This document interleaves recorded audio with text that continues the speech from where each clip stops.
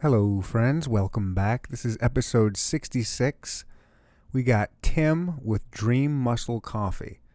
This was a fun episode. It was kind of long. Not super long, but a little over 2 hours. It's a good level. That's a good length for a podcast, I think.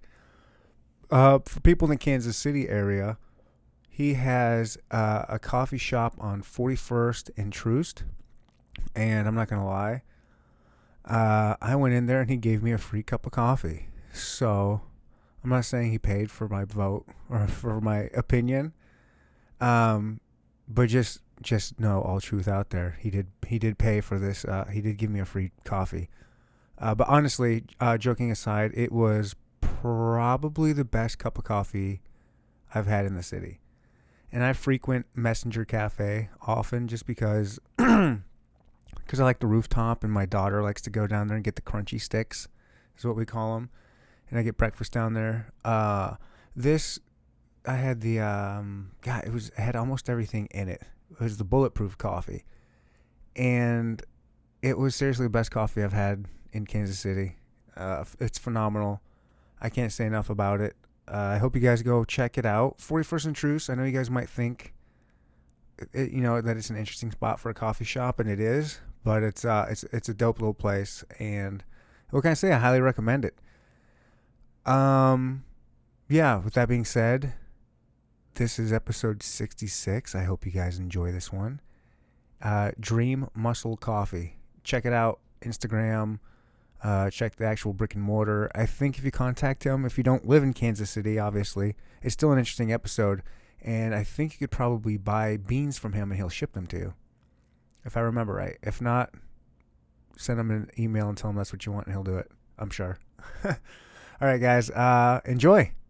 Like, rate, review, subscribe. I don't know, all the stuff that you're supposed to say. Bye-bye. Enjoy.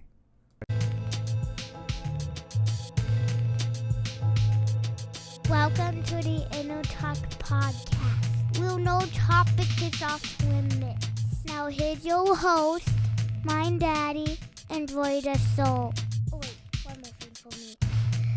Thank you for coming to the Inner Podcast. Boom, swat, boom. You ready to go? Ready to rock and do roll. this, Tim, in 3, 2, 1. Boom, shalak, boom. Here we go. Rock and roll, man. We should probably continue what we were talking about before we started the mic with kind of, you're saying putting your back against the wall really helps you get motivated, work harder, make more money, take the next level, like level up. Yeah, for sure. Yeah, a lot of people just, and it depends on the personality as well, Oh, yeah. For me, I thrive on challenge. Yeah. Like, my back has to be up against the wall. Yeah. Because if not, I'll get comfortable. I'll get comfortable. And I think it, as a matter of fact, I was talking about this the other day. It's like, it feels good to be in familiar territory. Right. It just feels good. It's a safe place. It's safe, and so, and there's nothing really wrong with that. But it comes a point to where you have to be sensitive to where, to taking those steps to be challenged again. Yeah. Because I think a part of our human nature, we have to be challenged in order to grow. And just like to feel rewarded. And feel rewarded, right. Exactly. And so I think it's super important, to I think there has to be a balance. Right. But I thrive personally on challenge. I thrive. Not many people do. Yeah, and it, so it's funny because married, I got 4 kids, and my wife always say, you just make things harder. You take stuff so simple and make it complex. And it's like, that's just that complexity, that nature of me of just, really thriving off just adversity. I think it just. You've always been like that? Always. It just pulls something out of me that I've always reached new levels through, with my back against the wall. Yeah. Like I said, your limitation inspires your greatest creativity and innovation. And so weightlifting is something that I thrive on. I love doing hard stuff. Yeah. I've never been a guy to go in the gym and do easy stuff. What's the point?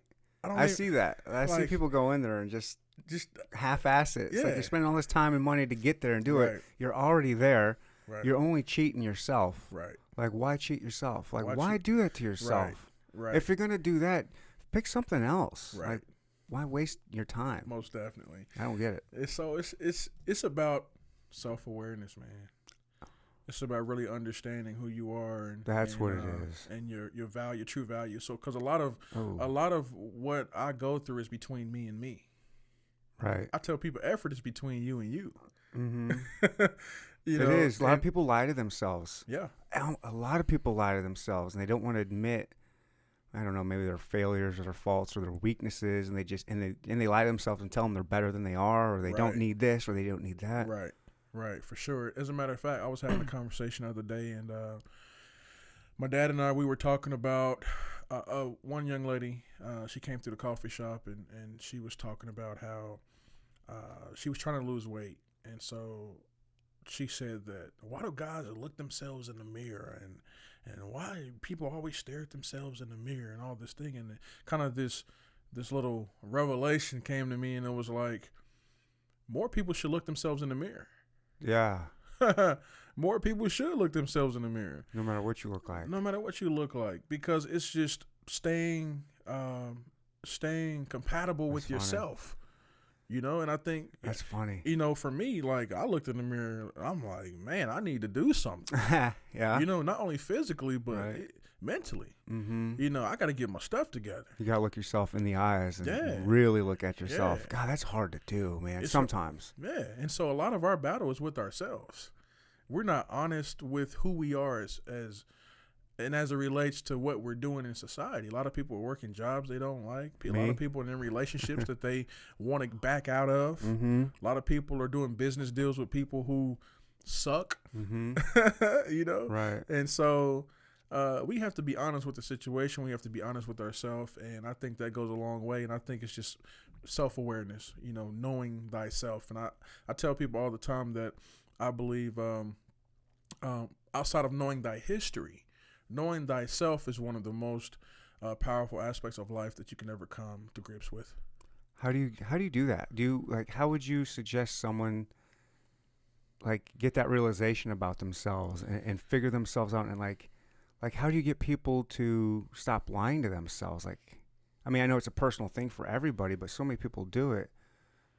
Like, how do you do it? How do you look yourself in the eye and say, man, I'm failing here. I'm failing big, and I need to fix this. How do you do Well, I think you know what I mean? That's hard to do. I look at myself especially when I'm struggling. I go up and I don't know, I've been dealing with some just mental depression and stuff right. within the past year and a half, 2 years. Sure. And a lot of times I'm good, but then there's some times where I know I'm failing at just life in general. Yeah. And I was just talking to myself in the mirror recently, and I was like, and it was hard to look at myself in the mirror, because I know that I'm struggling with some things that I need to fight through and deal with. Right. And you look at yourself in the mirror and you're like, yeah, you're good, right? Right. Yeah, you're good. And then you just look away and you're like, shit, I don't think I'm good. Well, he don't know it. He don't know it, right. But yeah, it's really hard to not lie to yourself sometimes. I think they call it self-actualization or self-awareness, but I think that one of the things we fail to stay inspired. Mm-hmm. You know, I try to read and I try to listen to people that I somewhat respect. Okay. I try to keep good things in my ears, and I try to keep good things in front of my eyes. And that helps out a lot in really identifying who you are. And so if you reading a book about somebody that you somewhat respect, like for me, I love reading books about former athletes, former coaches, just because my whole life has been athletic. And so my whole life has been around the world of football. And so I'm a coach at heart. Okay. That's like, if I had another life or another, I would love to be a head coach. Oh, yeah? I would love to, because At what level? Any level? at the college level, Okay. I feel like College is the best. Yeah, you got the most influence, and particularly I would love to coach at the junior college level. Mm-hmm. Not even NCAA, junior college. Okay. Because you're getting guys that are coming in from all over the place that have a lot of different issues. and you get an opportunity to really influence and change a life, literally. Right. Yeah, you can make a real impact. Yeah, real impact, man. And so, so getting back, so for me is finding people that I admire. Okay. You know, and when I hear someone else's story, Yeah. and I hear them being honest, and I hear them working through their issues, that inspires me to be even better. Yeah. To say, you know what? He's been honest. I can be honest. You know, he's working through it and still walking. Because the hardest thing to do is go through something and walk. Yeah. You know, walk through it. Even when you're getting whooped up, you're getting beat up, you're going through. The hardest thing to do is fight something depressing and then have to go to work. Or fight something depressing or have to do a podcast. Or fight that's right. You know what I'm saying? Fight some depression or have to show up and try to be, hospitable to customers. Right. It's like, this sucks. I want to go home and just go in a closet. I don't want to try to be nice to you today. I don't want to fake it. Yeah, I don't want to fake it. But I always say this. Whenever I was going through the most difficult time of my life, whether it be being kicked out of my house, whether it be losing a job or whatever it may be, I always found someone else to be exactly what I wanted them to be to me. So if I didn't have food, I went out on 9th in Virginia in Kansas City, Missouri, and served food. Oh, wow. And a lot of people don't even know. Whenever I served food, I didn't even have food in my house. Wow. And then it would be the craziest thing would happen like a couple of days later or even that same day. Like something would happen, a business deal would come through, or I get chills talking about it. Something would happen to where I would have food. Wow. Whenever I was on the verge of losing my house, I would go help somebody else try to keep their house. Wow. And in return, I got to keep my house. Damn. So I'm getting chills now. Yeah. So wow. Yeah. So I have a saying: always try to be something you've always wanted someone to be to you. And if you help enough people get what they need, I believe that you'll have what you need.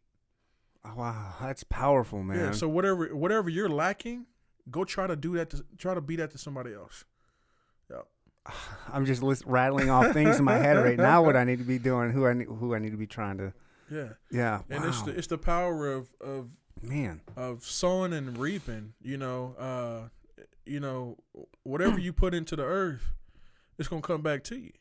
Yeah. Whatever you put into a human is a human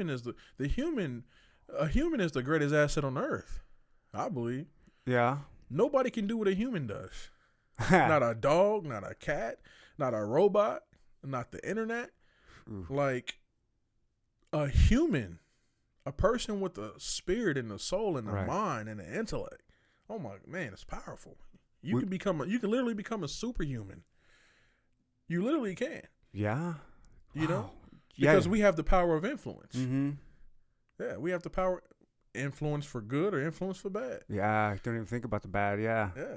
Yeah. And it's all real. The bad is just as real as the good. And the bad's easier too, right? It's always easier to be bad, right? Super easy. Super easy to be bad. People don't impress me when you do bad. I don't get impressed by people who do crooked things. Yeah, me neither. That's the easiest thing to do. I want to do crooked stuff all the time. Who doesn't? Because it's easy. Easy. I want to make a fast buck. Yeah. Real easy to do. Yeah, super easy. And it's glamorized. You know, you see it in the movies. You see it like, especially with like watching like any of the Italian movies type stuff. You know, like the gangster mob mentality. Like that's so romantic to people. Everybody loves a good romance. Like who doesn't like Scarface or Goodfellas or Sopranos? You know, people like gangsters like that. They like people being bad. Right. You don't get too many of the good stories. Like a whole lot of people don't look up to like the good stories too much because it's hard to be good. It's hard to do the right thing. And it's kind of boring. It's boring. Yeah. People think it's boring. It is boring. So it's not exciting. It's not exciting. Just like back when I was growing up, I don't know how it is now. I haven't dated in a long time, but the girls just be like, "Oh, I want a bad." The bad guys won over the good guys. Yep. Because it wasn't as exciting, I guess. I don't know. Yeah. Girls want a bad boy. I want a bad boy. Why? Because of the thrill of all the dumb stuff. You want to be on the verge of. You want to put your life in that. You want to go that far? As you know, some people are adrenaline junkies, and they get a little adrenaline Yeah. from being with a bad guy. Yeah. I guess you Yeah. know, like Yeah. So I've come to find out what that was. okay, What they're really saying is, I want a leader. okay, that makes sense. I want a leader. And if you look at, And even if you're leading bad, you're still a leader. you're a leader, and you a go getter. You authoritative. You like people. Well, it's an alpha male type thing, really, Yeah, right? so people who are the bad boy guys, or the guys who are, they're persistent. They're usually they initiate. Mm-hmm. They have this thing about them that I will not be stopped. Yeah. Like, I'm gonna do whatever it takes to make sure that I'm winning, even if it's crooked. Shit, yeah. So that's what the women were looking for. Somebody to initiate, somebody to take control. I don't know how many times you've heard women say, "I want a man who takes control." Well, they all say that. Right. And this is just how it's set up, kind of. That's kind of how we're wired in a way. And Yeah. I get it though. Yeah. I get it though, because I was just telling my wife not too long ago that my background is, I'm a strength and conditioning coach, advanced muscle specialist. So I spent time working on people and making sure people got the proper regimen to achieve their fitness goals. So by me being an entrepreneur, I'm super, super busy. I'm always telling people what to do. I'm always leading. I'm always in charge. I'm like the boss, right? Mm-hmm. So with my fitness and my health, my nutrition plan, it ain't up to par right now, because I'm busy telling other people what to do. Okay.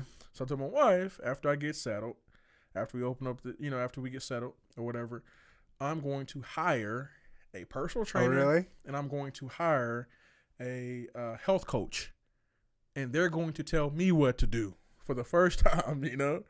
Like, I'm always telling other people what to do. Are you ever gonna be settled? I mean, entrepreneur, go getter. I mean, you're always got your back against the wall to keep leveling up. Is there gonna be? So I'm growing. I'm learning. Okay. There are seasons. You're right. There are seasons. So I'm going into a season to where I'm starting to get my feet up. I came out of a very busy season. Mm-hmm. From October to now has been hell. Really? Bad hell? A little bit of both. Yeah. It has been crazy, man. And you know what? I take that back. It's been good for the most part. Mm-hmm. But there's been some high highs, and there's been some low lows. A roller coaster there. It's been a roller coaster. As a matter of fact, I'm reading a book right now called The Entrepreneur Roller Coaster. Nice. Just because of that, man. I had to get that book just because of that, man. But we're starting to see the fruits of our labor. We're starting to see that now. And so we're starting to understand our identity. So therefore, I will have there will be a season to where coming up that I will be it will be a little bit less stressful. Okay. And so I'm going to hire a health coach, and I'm going to hire a personal trainer. You got one in mind? I got a health coach in mind. Okay. Not a personal trainer. So, and they're going to tell me what to do on that aspect. You looking forward to that? I'm looking forward to You it. going to be able to do good with someone telling you what to do? Because I did it my whole life. Okay. So Because you were an athlete. I'm an You athlete. played college. You played football. Did you go to college? I went to college. You played in college? I played in college. So I played. I graduated from Lee Summit High School. I didn't live in Lee Summit, but that's another story. I work in Lee Summit. Okay, right on. So where you work at? I'm a mailman. Hey, so you got dogs chasing you. Yeah, it's not too bad. I'm what they call a rural carrier. So Okay. I do mostly driving. I don't have to do a lot of walking, and I don't wear a uniform. Okay. Thankfully, I could not wear that thing. I don't know how they do it. I don't like uniforms, especially that one. It's just, but yeah. So I know a little bit about Lee Summit. There's some dogs out there, but yeah, Lee Summit's a nice place. I wouldn't want to live there. So when I was there, it wasn't nothing there though. Right. It was nothing. It was like a whole bunch of land. Yep. It's blowing up like crazy Man, I out there. went out there the other day. It's crazy. It's out crazy. there. It's insane. I don't and like I said, I'm a mailman, and my route keeps getting bigger and bigger. I've had new neighborhoods all over the town are just blowing up, and these are like, I don't know, $350,000 houses packed on top of each other, next to each other, all over the place. I don't know where people have this kind of money. Right. Like all this money, and they're just all going out to Lee Summit. Yeah. It's just, it blows my mind. Yeah. Especially because, I don't have money. Sure. And then I see these people just left and right, living in these giant McMansions. Right. It's just like, how do they do it? Yeah. By not being a mailman, that's how. Yeah, it's crazy, man. And but you know what, man? Just what I've learned I've sat with a lot of people. I've been blessed, man, to do a lot of neat things and get behind the scenes. And I've made a lot of money. I've lost a lot of money. I've been up, I've been down. I've learned to just be content. Yeah. I've learned to not get caught up in what people look like they have. Okay. Because you can be a millionaire on paper, but Mhm. have no money in the bank. Yeah. So a lot of people are in debt, man. They're charging up credit cards. Mm-hmm. They got loans that, defaulting on. I think as a society, man, people are making. I've had friends, man. Matter of fact, I had a friend. He used to play for the Chiefs. I'm not gonna mention his name, but we sat down. We went to we had dinner together one night, and we, you thinking everything is good, right? You play for the Chiefs, Mm-hmm. you big time, and from the looks of it, don't look like you're struggling at all, and one day we was sitting there, and he was like, "Look, man, I need you to pray for me," and I'm like, "Why?" He was like, "Man, I'm in debt. Yeah. I owe all this money, and things ain't looking good in a nutshell, it wasn't looking good." And I'm like, dang. So I went home and told my wife, I'm like, you wouldn't believe this dude is in debt. Yeah. I wonder how many of them are. Yeah. And I tell you what about that story, though. I didn't have no money either. Yeah. I didn't have no money, man. And that bill was expensive. And I took on the bill. Oh, I'm really? like, man, I'm about to pay for this bill. Man, I went home almost crying. Because he ate like a, man, he ate. He's a big old Chiefs player, man. I'm like, what the heck? Dude, I'm telling you, I think I only had like $100 and something in my bank account. And that whole meal was like $100 and something. Oh.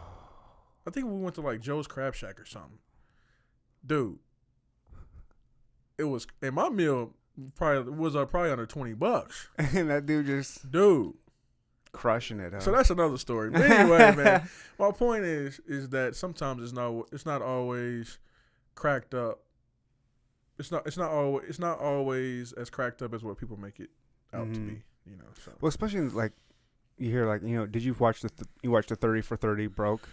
Man, I love those stories. Did you see the broke one? I get inspired because I'm man. broke. Yeah. But I'm not broke. But in that part, in that documentary, they were talking about just the culture, like of they were talking specifically on the football and just like the culture inside of football, how like they're always trying to outdo each other and outspend each other. Like, right. Oh, homeboy came through with a Ferrari, the next dude's got to come with like whatever, the Lambo. Right. Like they always got to, oh, here's what I got, mine's a little bit better. Right. Like they're always trying to do that, and then when they right. retire, they got nothing. Nothing. Yeah. And it's because there's like no, I don't know if they just need a better system. They do the little orientation type stuff when players first come into the league, but it seems like they need to do something a lot more extensive than that to prepare, because these are kids. A lot of them they don't come from the best, wealthiest background where they know how to. I mean, who does though? Who gets taught growing up how to manage your money, how to budget, how to do even a checkbook, how to just manage your money. Right. Like a lot of people just don't know that. Then you're throwing these kids that just got out of college, you're going to throw millions of dollars at them and you just expect them to know what to do. Right. It's pretty sad. There's a lot of sad stories in professional sports like that. It's sad. And I think for the NFL specifically, it's really sad. Mm-hmm. There has to be some type of change that happens specifically with the NFL. Right. You look at the NBA, because NFL players are more likely to go broke than any other professional sports. Basketball, baseball, whatever. Mm-hmm. NFL, those players are more likely to go broke before any other sport. And number one, there's a lot of factors that play into that. Number one, that the salaries are a lot lower in NFL than baseball, hockey, and NBA. Just because there's more players, there's a salary cap. Yeah. It's just stupid kind of, man. And so those players don't get a fair shake, man. They put their bodies through all that dumb stuff, and then they don't get rewarded on top of that. So that's why I think it's sad, even with the concussion cases. Oh, I think it's that's sad. the saddest. That's the worst. It's sad that these people got to go fight for money. It's like the NFL, like, just give them the money. You got it. You understand. They got the money. You got the money. You understand. You understand the severity of what's going on. You know, these people have put their backs on the line for you for 8, 5, 10 years. You know, if they're lucky. I mean, a lot of them is like what 3.5 years is like kind of like the average. Yeah. They average out here, career. Yeah, they're literally the entertainment.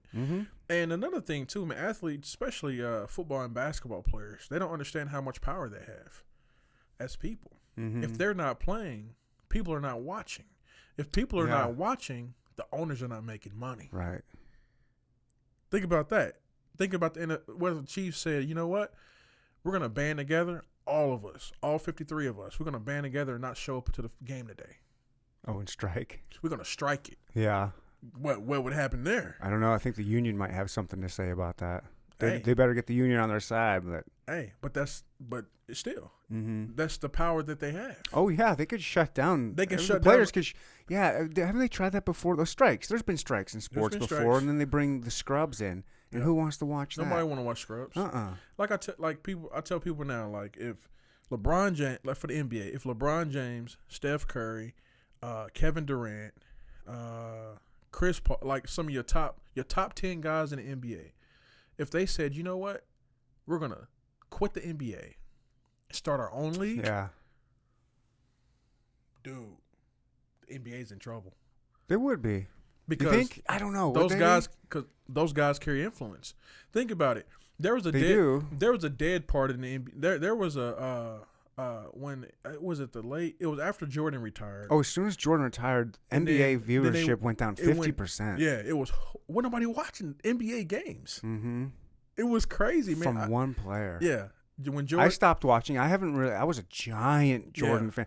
I'm a 5'10" white boy, and I could dunk in high school purely because Jordan was my hero from a little kid, and I was always jumping and always my goal was to dunk. Yep. I finally did it just because of Jordan. When he stopped, I stopped watching the NBA. Yeah, it was. See, so when Jordan retired, there was a lot of other top players at that time that kind of left. They kind of like went out with them. You know, I don't think Barkley stayed around too much longer. Nope. Like there was a lot of those guys that just kind of faded, and the NBA was like in a dead spot. And then Shaq and Kobe got together. Oh yeah, that's right. And bring it back in the early 2000s, right? So like, and then that transition from Kobe to LeBron, you know, just kind of kept going. But it'll be interesting to see what happens when. Who's this new kid? Is it Zion or something? Zion Williamson. Yeah, Duke. that's the new guy. Yeah, aren't they saying he could probably be the next kind of player like that? People, yeah. He destroyed college. I mean, he was just a man among boys in college at Duke, and I don't think he's going to pan out to. Personally, I don't think he's going to pan out in the NBA. Really? I don't. I don't think he's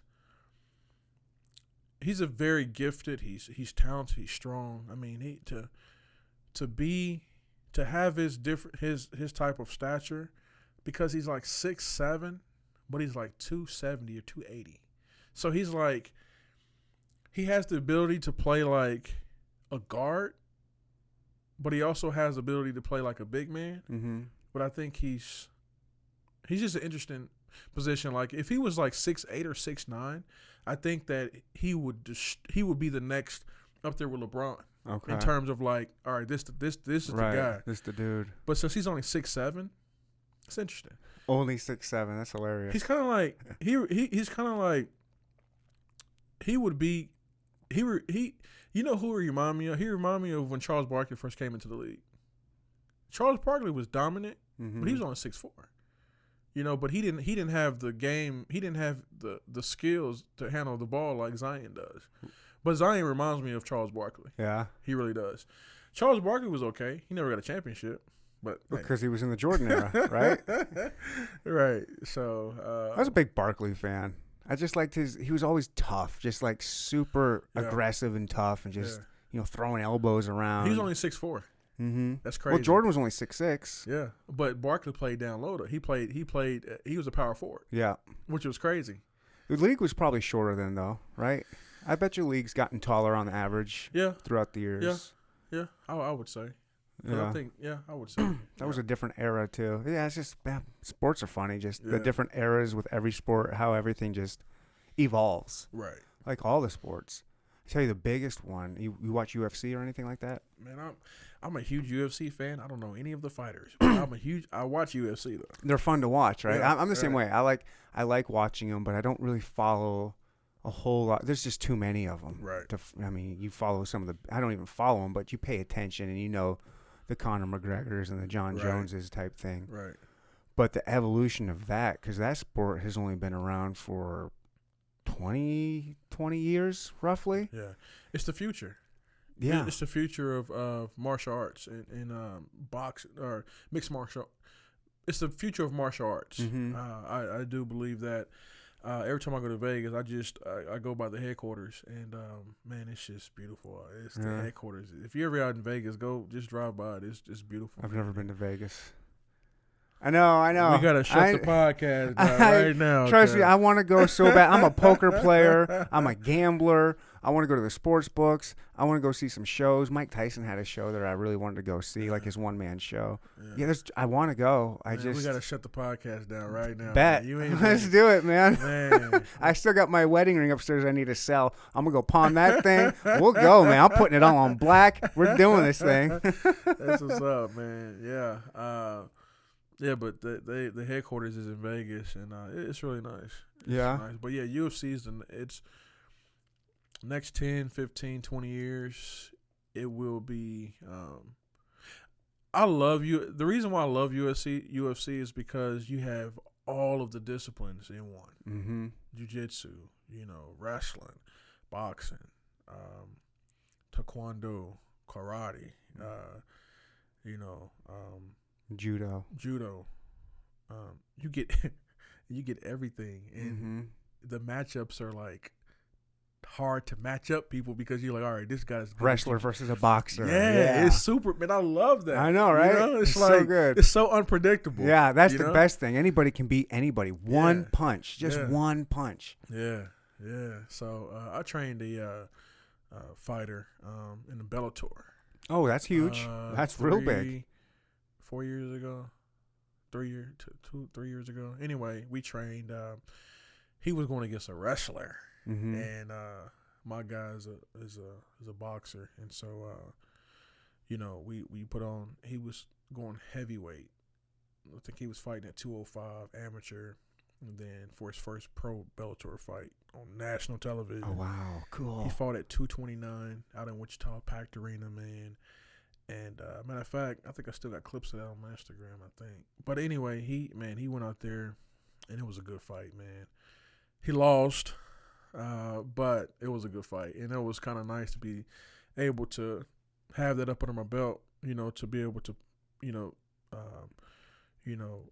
help him achieve his goal of fighting pro, and it was cool. Yeah, I think I would 9 out of 10 times take a wrestler over a boxer. Oh yeah, just because you get a boxer on the ground. Ooh, done deal. What are you gonna do?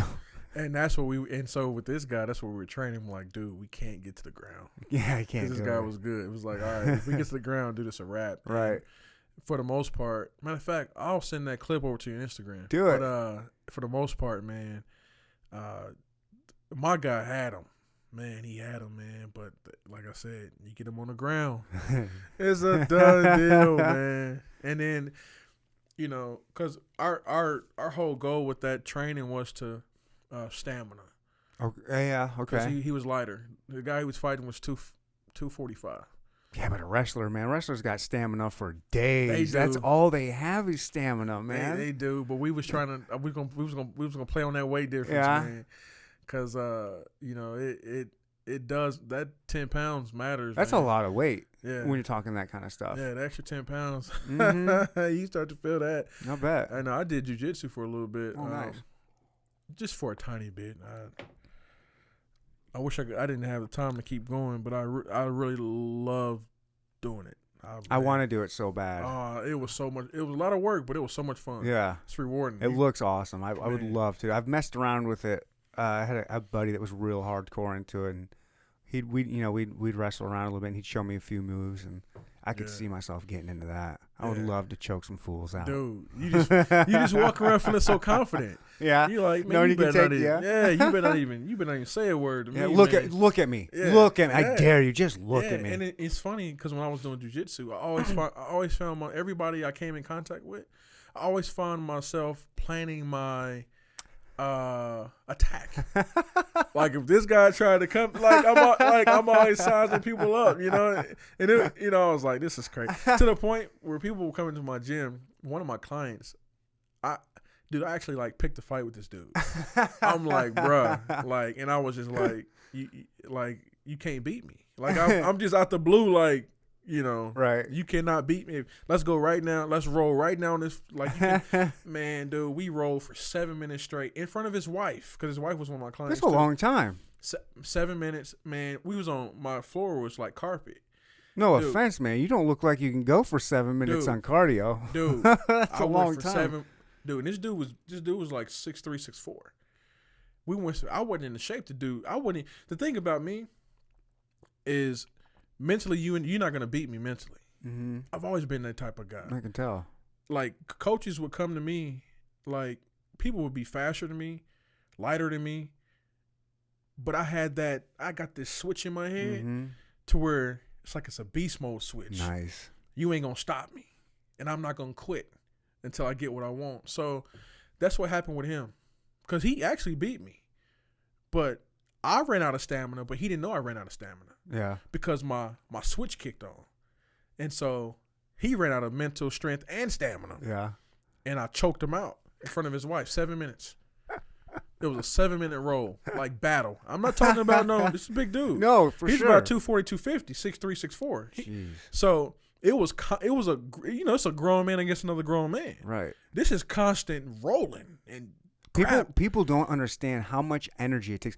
Just roll with anybody for 2 minutes. Yeah. You are going to be gassed. Yeah, It you'll is be gassed. tough. It's It tough. is tough. Yeah, it's tough, man. And so, yeah, choked him out, man. In 7 minutes with a whole bunch of carpet burns on my arm. It was worth it, though. It was worth it, man. And I still kind of like hold that in my heart as like I can tell. like I didn't get no medal for it. Right. I just feel good about Heck that. yeah. I tapped out another grown man in front of his wife. You ain't gonna beat me in front of my wife, but right. But I'm gonna beat you in front of your wife, though. Just so emasculating. Right. Oh, that poor guy. Poor wife. Oh, man. But I bet they don't talk about that one very often. No, he certainly don't bring it up. Man, that's hilarious. But anyway, yeah, UFC is the future, man, for sure. Yeah. I think so. Think anyone will ever die in the ring? Yeah. I do too. Yeah. Somebody. People getting bigger, faster, stronger, techniques getting better. Yeah. Something's going to happen. Yeah. I would love to see UFC clean it up just a tiny bit. How so? I think the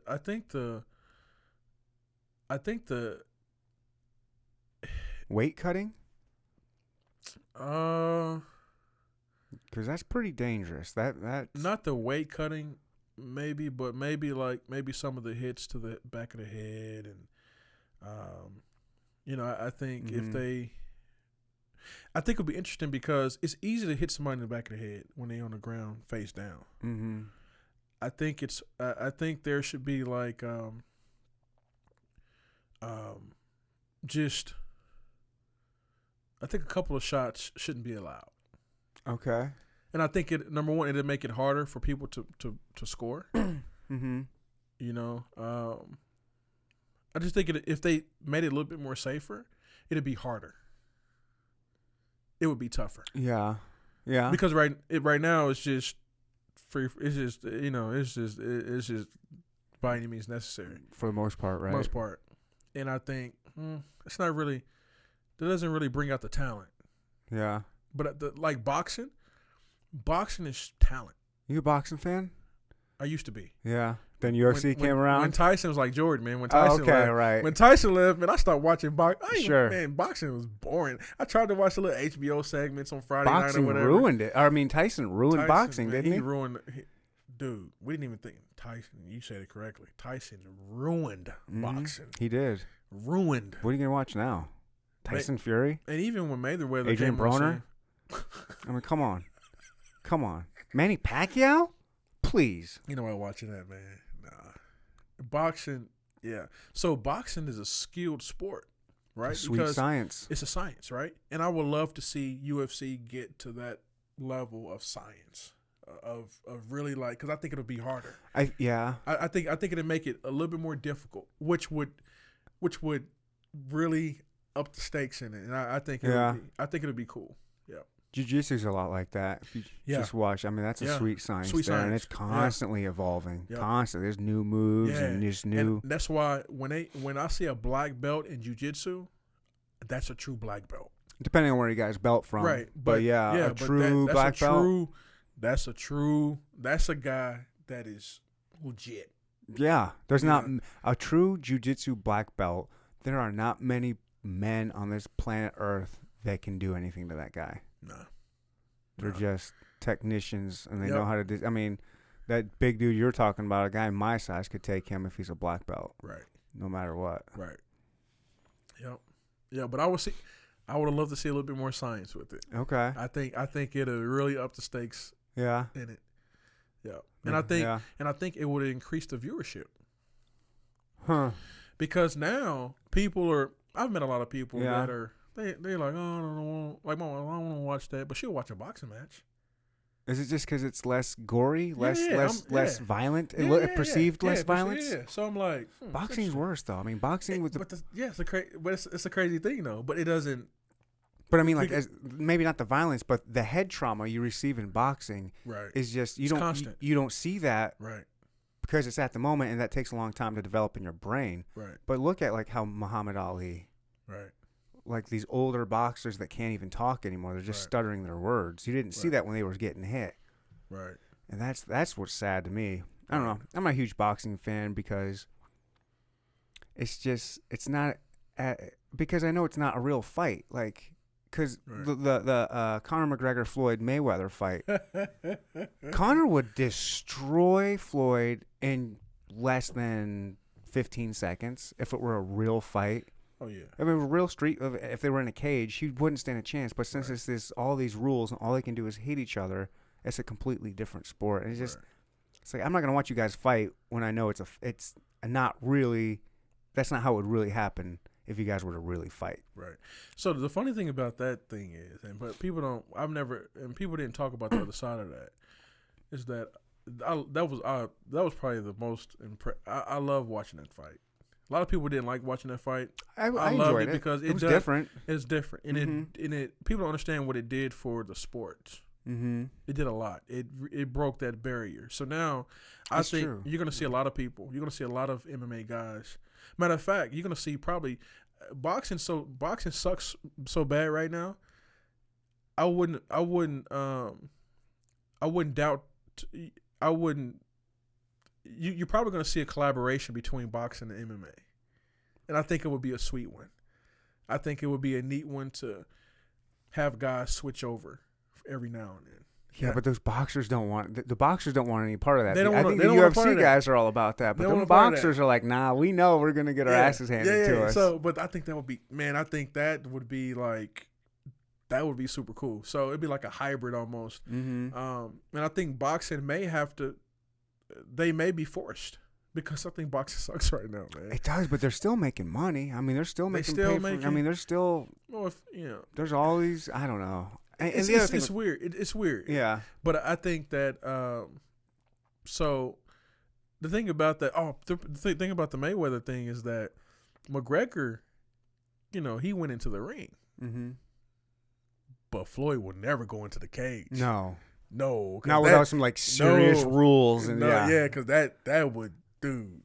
Number one, he's too smart for that. Number one, that would destroy his brand. Period. Well, it's not that it would destroy his brand. I think he'd be like, he'd get annihilated. He don't want people to see him lose like that. He's too smart for that. He would get annihilated. Oh yeah. It would.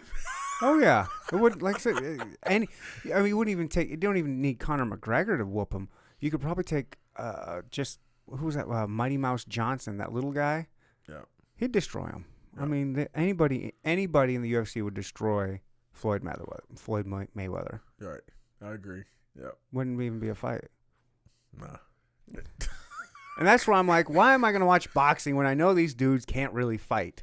And they can box. They whoop my ass. I ain't saying I'm going to do anything to them, but right. Yeah. I want to watch the pinnacle of pinnacles. Right. No, I hear you. I hear you. Heck yeah. Yeah. So. Boy, we haven't even really touched on Dream Muscle Coffee. Man, we didn't even touch the coffee. Ain't even touched this coffee. So you got yourself a little. You got a coffee business here, huh? Yeah, something like that. Yeah. What? So it's protein coffee or something. Explain your coffee and your coffee story to me, because I'm really curious. Yeah. So there's so much about it I'm curious about. Yeah. So we started. I've been in the coffee business almost 4 years. Okay. Started in 2016ish. Okay. I had a buddy of mine who owned a coffee shop, and it went under, and he left me with 300 pounds worth of beans. And so they were sitting in the back of my gym, and I'm like, I don't even know what to do with this Green stuff. beans? No, like roasted beans. Oh, they were already roasted. Already roasted. Okay. It smells so good. Every time people walked to my gym, they were like, oh, this stuff smells so good. And so I got smart, being a hustler that I am. I'm like, I'm about to bag these and sell them. If you smell it, it's yours. If you want them, they're yours. And so here's your quarter sack of beans. I was hustling, man. I was hustling beans, man. And so I began to do that. And then, so every morning I would have a cup of protein and a cup of coffee on my way to my gym. And one morning. What do you mean a cup of protein? Like protein powder? Yeah, protein powder. So it would be in one coffee cup. I would put my protein in a coffee cup. Okay. And then I would have my coffee in another cup. Okay. But when you're driving a car, like in my car, you can't put two cups like that in the car. So I'm literally driving. I'm driving. You can put like cups like this in there. Okay. But coffee mugs? Coffee mugs. Oh, straight up mug. I'm driving with mugs. Like, this is stupid, man. And you didn't realize they made those or what? Man, I don't even know. I don't even know. I didn't even pay attention, man. So one day, I was like, I gotta find a way to put these in one cup. And I got the beans, protein powder. Instead of me drinking 2 cups, I could drink 1 cup. That's why our website is drinkonecup.com. And I was like, all right. So I went to my gym after my session. Dude, I start to mess with it. I took whatever protein powder that I had. Okay. I took the beans. I had to grind them up, and I started messing with it. And the first samples of it was nasty. Horrible. I used my clients as my guinea pigs. My guinea pigs. And man, every day I would just mess with it. My research, I would go home and research things, and I would go buy ingredients and all that stuff. And to fast forward a year and a half after that process, I actually found a formulation, and it was pretty good. It took a year and a half to get the formula down. Yeah, a year and a half. Because the first was that getting frustrating? And I quit like 2 or 3 times. Right. And the formulation that I had, it was by accident. Like all great inventions. Yeah, it was by accident. And so I had to backtrack it. I had to figure out what had happened. Okay. And I was like, you know what? Then I was trying to find a way to get it bottled. And so to find out that I can bottle it myself. So I ordered the bottles, didn't have any labels. I didn't want to write marker on it. You didn't want to look ghetto. Yeah, you wanted to look real. So I just left it. I just, blamed it on it being a test product. Okay. Gave it out to my clients. They loved it. Because when I was developing it, So the first formulations, it was all like it was good, but it was like a lot of sugar and carbs. It wasn't good for you. Okay. And I didn't feel good about putting that product out to market, just because at the same time I was trying to keep my clients healthy. Instead of them going to Starbucks, I wanted them to have an alternative to have a good quality coffee with protein in it, and it'd be something that it would be good for them. Right. And so I got it bottled. I think I did 36 units the first order, and no labels. And my clients ate that stuff up. Is it cold coffee? It's hot? cold. Okay. So the protein coffee was cold. Okay. Yeah, at the time it was cold. And so each 12-ounce bottle had 190 calories, 5 grams of sugar, 15 grams of protein. Oh, wow. Nice. Non-GMO, no preservatives, no lactose, no soy, no whey. It was super clean, man. And I went through every type of protein. I went through every type of coffee bean. What kind of protein is it? It's casein protein. Okay. Yeah, so it's still a dairy source of protein. But with casein, it's slow digesting. So it tricks the body to thinking it's full, which increases metabolism, all that good stuff.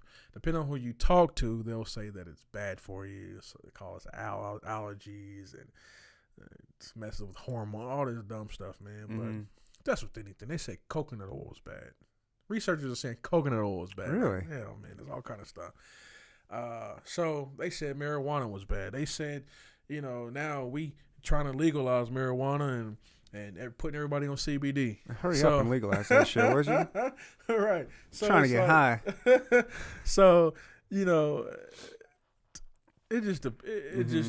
depends on who you talk to. But so we did 36 units the first time, 36 units the second time, 72 units the third time, 72 units the fourth time, 100 units, 200 units, and then we just boom, no labels. No labels. No labels. I love your label. It's so simplistic, but I don't know why, but I like that DMC. I appreciate it. That looks dope. Yeah, Did you make that yourself, or did you hire someone to? I made it myself. Really? I dig it. Most everything that we do, I've done it myself. Yeah, of course. Oh, I'm not surprised. That's how you got to roll at the beginning. That's right. So, but yeah, we got it bottled, and man, it just took off. And I mean, we was doing, and so we did that for 2 years. 2 years maybe. I did that. We did direct. All out the gym mainly. Mainly at the gym and online. Yep, direct to consumer. Mm-hmm. Through our website, social media, and all that good stuff. Right. And then I took a trip early part of 2017. No, early part of 2018, last year. I took a trip to LA. Have you heard of Bulletproof Coffee? Yeah. Okay. So Dave Asprey? Dave Asprey. That's the dude. So I went out to LA to the first Bulletproof cafe. I think it might have been the only location. MCT oil. Yeah. Grass-fed butter. Grass-fed butter. Spun up. Yep. That's the trick. Yeah. Went out to Santa Monica, and man, it was life-changing. If you're ever out in Santa Monica, go to Bulletproof. I've never been to California either. I want to go so bad. I know I'm disappointing everybody right now. I want to go. The silly thing. This dude is disappointing everybody. I want to go to California for like just a few stupid reasons too. I want to go to the Comedy Store. Okay. I want to go to Roscoe's Chicken and Waffles. Okay. I want to go In-N-Out Burger. And that's my California trip. Like I hit them 3 things. I'm good to go. Show me whatever else. I gotta smoke the California weed. Yep. I gotta try it. Everyone raves about it. I mean, right. It's. I wouldn't smoke it. I would just smell it work. So California weed, man, it's interesting. So I tell people all the time, if you're gonna smoke weed, go to Las Vegas. Oh, really? They got the cleanest weed in the country. Yeah. It's way better. Really? Yeah. California right now is picketing you right now. Yeah, California is cheaper though. Vegas is a lot more expensive just because Vegas there's the higher regulation. Okay, makes sense. And it's super clean. They researchers say that Vegas weed is cleaner than food. Yeah. Yeah. Yeah. So if you go by at any dispensary in Vegas, like you're gonna see it's very technical, it's very scientific. Wow. In California, you're gonna get stuff without labels on it. You get nothing. You be like, man, what is this? Oh, that's some cookies or something. You're like, oh, okay, well, whatever. It's an indica. Whatever. Smoke it. Whatever. I guess I'll take your word for Yeah. it. Right on. But yeah, man. So sorry, I took us down a path. But so you're going to Bulletproof Coffee and Oregon. Okay. Oregon is up there with Vegas. Yep. Wow. Yep. Just so you know. Well, now I know. Yep. It's a little bit more expensive, but it's up there with Vegas. I mean, if you're gonna make a trip out there, you Yeah. probably don't mind spending a little extra money on Right. whatever. Yeah. So it's and it's funny when I first went to the dispensary in Vegas when they first legalized it, man, you know, I thought I was gonna see a whole bunch of, you know, ghetto people up in there. Mm-hmm. Nah, No. we're like CEOs up in there. A You bunch know of what I'm saying?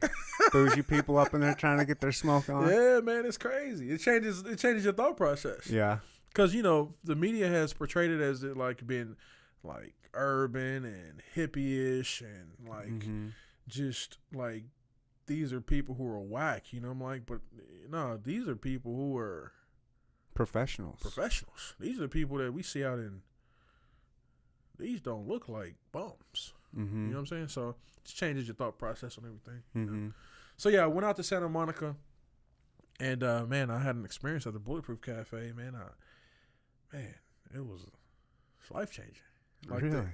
it's just neat to see that whole concept in action, and to see so many people rallying around that concept. What was it about it that just got a hold of you? Well, it's butter and coffee Mhm. and MCT oil, but to see people lined out the door to grab that product because their menu is not they don't have a big menu. Okay. The menu is literally like bulletproof coffee, black coffee.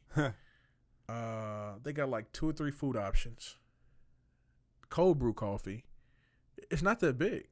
I mean, they got a huge retail side of it, you know, with the cold brew coffees or whatever. This dude that was next to me in line, he had like a big sack full of cold brew bulletproof coffee. He said he comes in every week to get these coffees. Those coffees aren't cheap per bottle. Okay. They're like $5, almost $6 per deal. He may have got a discount. Let's say $5 per. So he probably had $100 worth of coffee in that bag.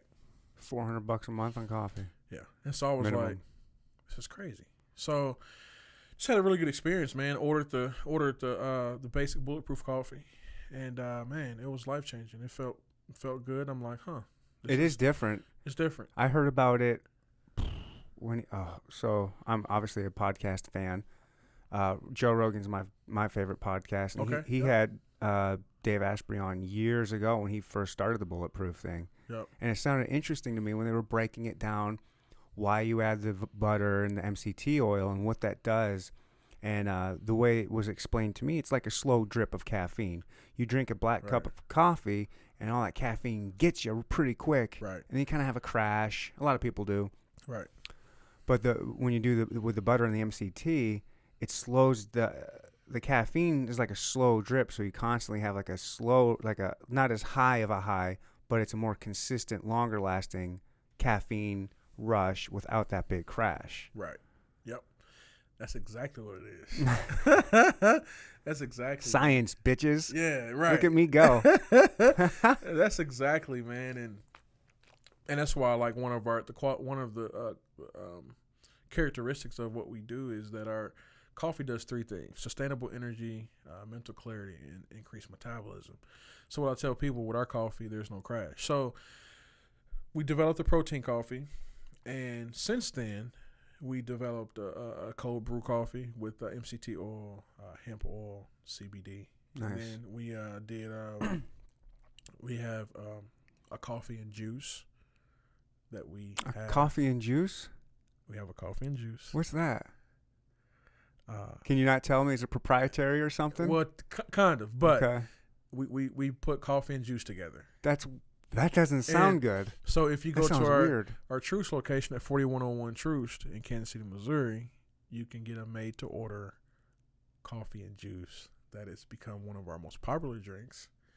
And we have a few different flavors in that: cranberry, grape, lemonade. So yeah, it's That's interesting. it's super good. It's interesting. It's become one of my favorite. And so, What kind of juice do you like? What's your favorite? as far as the juice coffee or just juice period? Yeah, just the juice juice coffee, I guess. What do you like to make? What's Lemonade. We have, lemonade coffee? It's super good. It's my favorite. I drink it every Sounds day. interesting. It sounds good. I can see it. I've had some really good coffee that tastes like lemon tea. So, Okay. So I could see how that would be Yeah. like. It's super good. It's my favorite. I'll believe you. I want to try it. Yeah, I've got it's to. super good. And then we just we got a product. Matter of fact, that's in my cup now. I got a product called well, it's not mine, but it's just a part of the coffee business.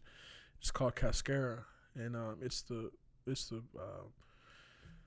fruit that comes off. It's the shell that comes off the coffee bean. Okay. And so you brew it. It's kind of like a coffee tea-ish type deal. Mhm. It's really good. It's super good. I like it. This is hot, but I drink it cold. Yeah. And the cold brewed is super good. You know, I've never had cold brew. I just drink hot coffee. I mean, I've had iced coffee, but I've never had that cold brew stuff. So you haven't been to Vegas. I know, man. You haven't been to California. I- You haven't had cold. But let me tell you something. I'm being honest with you, just like I'm honest with myself. I'm letting you know all my faults here. Right, you are. Yeah, for sure. I need to live more. What can I say? I thought I've lived, but now I've got some living to do. Man, you need to go to Vegas, do a podcast in Vegas. I do really want to Go do do that. one in LA. Like just I'd love to. I Yeah, just go got to find people. Yeah. If I can get someone, I was not joking about my ring upstairs, my old wedding ring. I do want to sell that and take that money and go to Vegas. And I would totally, if I could find some cool people to have on the podcast, take all my shit out there and do a podcast there or California. whenever you're ready for that, like I can help you with that. Really? I can help you. We can get some people on the podcast. I know some people in some places because I go there all the time. That's Okay. I do a lot of business. I do a lot of business in LA and Vegas. So, so I'm out there all the time. We can be the next Robin Big. Right. Robin Big, man, that was classic. I used to watch that stuff religiously, man. But Big, man, he died. Yeah. That's sad. Yeah. And I think Rob is still doing some stuff, but yeah, that's man. But yeah, I mean, I don't know. I can help you. I got some. Oh, that'd be dope. Yeah, some contacts out there. So, but yeah, so yeah, I went out there and changed I came back. I said I'm about to open up a cafe around our concept as well. Mm-hmm. And so we did, and we haven't looked back. It's been interesting. It's been. Now, when we started developing our product the first time, we were early. We were early for where the market was. Okay, that's good. Now the market is starting to go to where we are. So basically, people are becoming more sensitive to what they put in their bodies, and they're watching what they put in their body. Mm-hmm. So they're watching what they're putting in their coffee. They're Mhm. watching what they're putting in their smoothie. They're watching what they prepare, where they buy their food at. So that's why Trader Joe's and Whole Foods is becoming it's expensive. I was buying at Whole Foods years ago when it was expensive, when people wouldn't even own the health. And I'm Yeah. like, this is stupid. I spent like $100 in there one time, like on 3, 4, 5 Yeah. items. I'm like, this is dumb. Now everybody's shopping at Whole Foods. Everybody's shopping at Trader Joe's. Everybody's shopping at Sprouts. Everybody's shopping at even Aldi's is no gluten, non-GMO. So I'm an Aldi's guy. yeah, they've tightened up on their products for sure, like over the last several years. So It's changed. I've been an Aldi's guy since I got out of high school. My first roommate and I, boy, we'd go down to Aldi's together, spend like $60, $70, and we'd have everything we needed for over a week for two 19-year-old athletes. Yep, for sure. Yeah, Sure. Aldi's was the shit. In college or high school? College. Where'd you go to college at? For a minute, just KCC. So you was an athlete there? Yeah, What'd you do? What sport? soccer. That's what's up. Mm-hmm. That's cool, man. Yeah. Heck yeah. Yeah. Soccer player. I salute you guys. There's a lot of running, man. Yeah, I can run for days. I still run. I did 8 miles last week. Oh wow. Yeah, That's super cool. Yeah. I'm trying to get away from that, and I just joined my first gym just a couple of weeks ago. I'm trying to, I don't like looking at my skinny ass in the mirror. The mirror thing. I mean, this is like personal here, but I hold my arms out like this, and I look down at my arm. I go, it's all the same size. It's just Right. one pull. Right. I don't like it. I take my shirt off, and I'm like, I don't know. It looks fine, but it's not like. I just want to be a little bit bigger, a little I want to look good. I want to fill out a T-shirt. You know what I mean? For sure. So I'm trying to. This is like my first time. I don't know anything about. Like I went in there, didn't know what a single machine did. Really, it's just super intimidating. But I'm working on it and trying to improve myself. Yeah, that's what it's about, man. I think a lot of I've had to definitely evolve as it pertains to my health and wellness because, like I said, I thrive on a challenge, right? I've done hard stuff my whole life physically, and so when I got done playing in 2013, I played arena football for 7 years. Oh, cool. So 2013, Here I are the retired. Bombardiers or something? Is that what they were? They were the Or Kansas City had a few. They had one franchise with a few different names. okay. So they had the Command, they had the Brigade, they had the Renegades, and then the last ones were they played at the arena. IEC or whatever. Independence Event Center. Yeah, well, it's Silverstein. Silverstein. Okay. Yeah. So man, what was the name? The Phantoms. Okay. Yeah, they were last the Phantoms. Oh, you played arena football, huh? Yeah, I played arena football. That's cool. And and so I did that, and so when I got done, man, I just had a hard time transitioning because like I said, I've trained football my whole life, and so so when you play football up to your grown person, it's like, what do you do now? So working out was hard for me because I wasn't competing anymore. I mean, normally when I work out, I'm preparing for something. Okay. And so to go into the gym and just work out, it didn't make sense to me. That makes sense to me, yeah. So it makes sense to me that doesn't make sense. It doesn't make sense. So I joined CrossFit, and I did that for a while, but that just felt like football practice. I was like, this sucks. Quit that junk because I didn't want to get up at 5 o'clock in the morning. I've done that my whole life, getting up at 5 o'clock in the morning. Push tires around. Yeah, it's just, I'm like, I'm not doing this. And then I started golfing. I'm like, I'm going to challenge myself to become a best golfer I can be. Forget that. Yeah, that forget that. Golf's a waste. And then what else I did? Oh, I did boxing. Oh, nice. And then I did jiu-jitsu. I like that one out of all of them. Yeah. I like that one. And then I got into powerlifting. Okay. And that's when, and I still powerlift. Okay. And that's when I kind of found like my thing. Really? Yeah. So yeah, I kind of took but in between them, I didn't work out. Okay. Because I just hated going into the gym and working out for no reason, nothing. Yeah. It's like, it's a stupid thing, And I didn't have I didn't want to be skinny, or I didn't want to have I didn't have a goal physically. Okay. I didn't want to like most people be like, okay, I'm gonna come to the gym because I want to lose 10 pounds, or I want to, because I had already felt good. I mean, I was already eating decent. I was still active. I'm up and running all the time. And I still would do push-ups and stuff like that. I just didn't. I get it. Yeah, it was. I get it. It sucks. Yeah. And then I think the transition to going from I've worked out private my whole life. Like I've had strength coaches, I've had conditioning. I've had people to be around me. I've trained with athletes and performance guys, and so to transition in Kansas City, there's not a lot of gyms where you can go and just like the garage, like the basement, and just grind it out. Like everything is commercialized. So I had a hard time going into commercialized gyms and working out with everybody else. Yeah. It seemed weird to me. Like it was like these people look like they suck. Like it was just weird. Like it just didn't feel right. That's how I am. Like I've always worked out doing my own thing on my own. Like I'll do P90X or Insanity or something in my house. Yeah.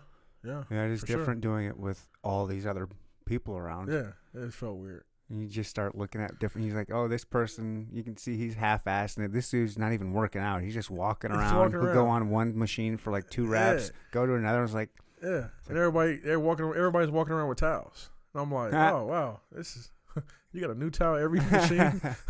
This is kind of cool. So I just had to find myself again as it pertained to my exercise. Okay. So, because my life was different. So that I had to adapt. I had to get out I had to do something different, So And a lot of people, I know a lot of athletes who make that same, who go through that, but they just do nothing instead. Except me, I just kept trying to find it. Mm-hmm. And I found it in powerlifting because I really love powerlifting. Really? I love the adrenaline. I love the challenge of it. There's adrenaline in it, huh? Man, I love the. So let me tell you how I got in. So let me tell you where that struggle stopped for me. Is when I was in Venice Beach, and I was walking along the boardwalk, and I saw a sign that said Venice Beach Powerlifting Championships, and I'm like, Venice Beach. Oh, that Venice Beach is like the beach where all the Venice Beach. And I went to the website and I signed up. Well, once you sign up, that's a commitment to myself. Right. I didn't start training. Mm-hmm. You know, so that's how I got back on track. Okay. Nice. So I always commit to something before I'm ready, because it forces me to get ready. Yeah. And so some people. So you can do two things. You can back out and cancel, or you can just go through with it. Mm-hmm. And so for me, if I put anything, like if I say, okay, I'm gonna do that, and then take the actions to solidify that, then I'm gonna do it. No, wow. Because I know myself. Yeah. That's just how I work. Now you got some people who would do that and cancel. Mm-hmm. I couldn't do that because I just couldn't look myself. I couldn't be man enough to. Mm-hmm. I couldn't do that. So like, for example, 2013. Oh, I tried running. Check this out. So in 2013, when I got done, Running sucks. it sucks. Sucks. So I told myself I was going to do a half marathon. Mm-hmm. Kansas City half marathon 2013. So I didn't train for it. Dude, it was bad. I didn't train for it. The night before, my wife and I, we went out to eat Mexican food. Nachos, burritos. All Come that on, dumb man. stuff, You're an man. athlete. You know better than that. Dude, it was bad. So I got stomach cramp. Yeah, I'm sure you did. The next morning, mind you, I didn't train for it. Right. I'm doing dumb stuff for my diet. The next day, I'm thinking, like, I got to back out of this. Like, I got to, like, and my wife, she was like, I'm so excited for you to do this. And I'm like, oh, no, I'm going to have to let her down today. Like, Right. I just can't. And literally, I'm trying to find every excuse in the book Mm-hmm. to back out of this half marathon. I'm like, this is not going to be, this is going to suck, you know? Mm-hmm. And so, end up getting up, man, and I was trying to make an excuse on the way, man. She wasn't buying it, man. And I get out there. It was intimidating. Everybody looked like runners. Everybody looked like they've trained for this. I come in with some gym shorts on, basketball shoes. I learned my lesson about that, by the way.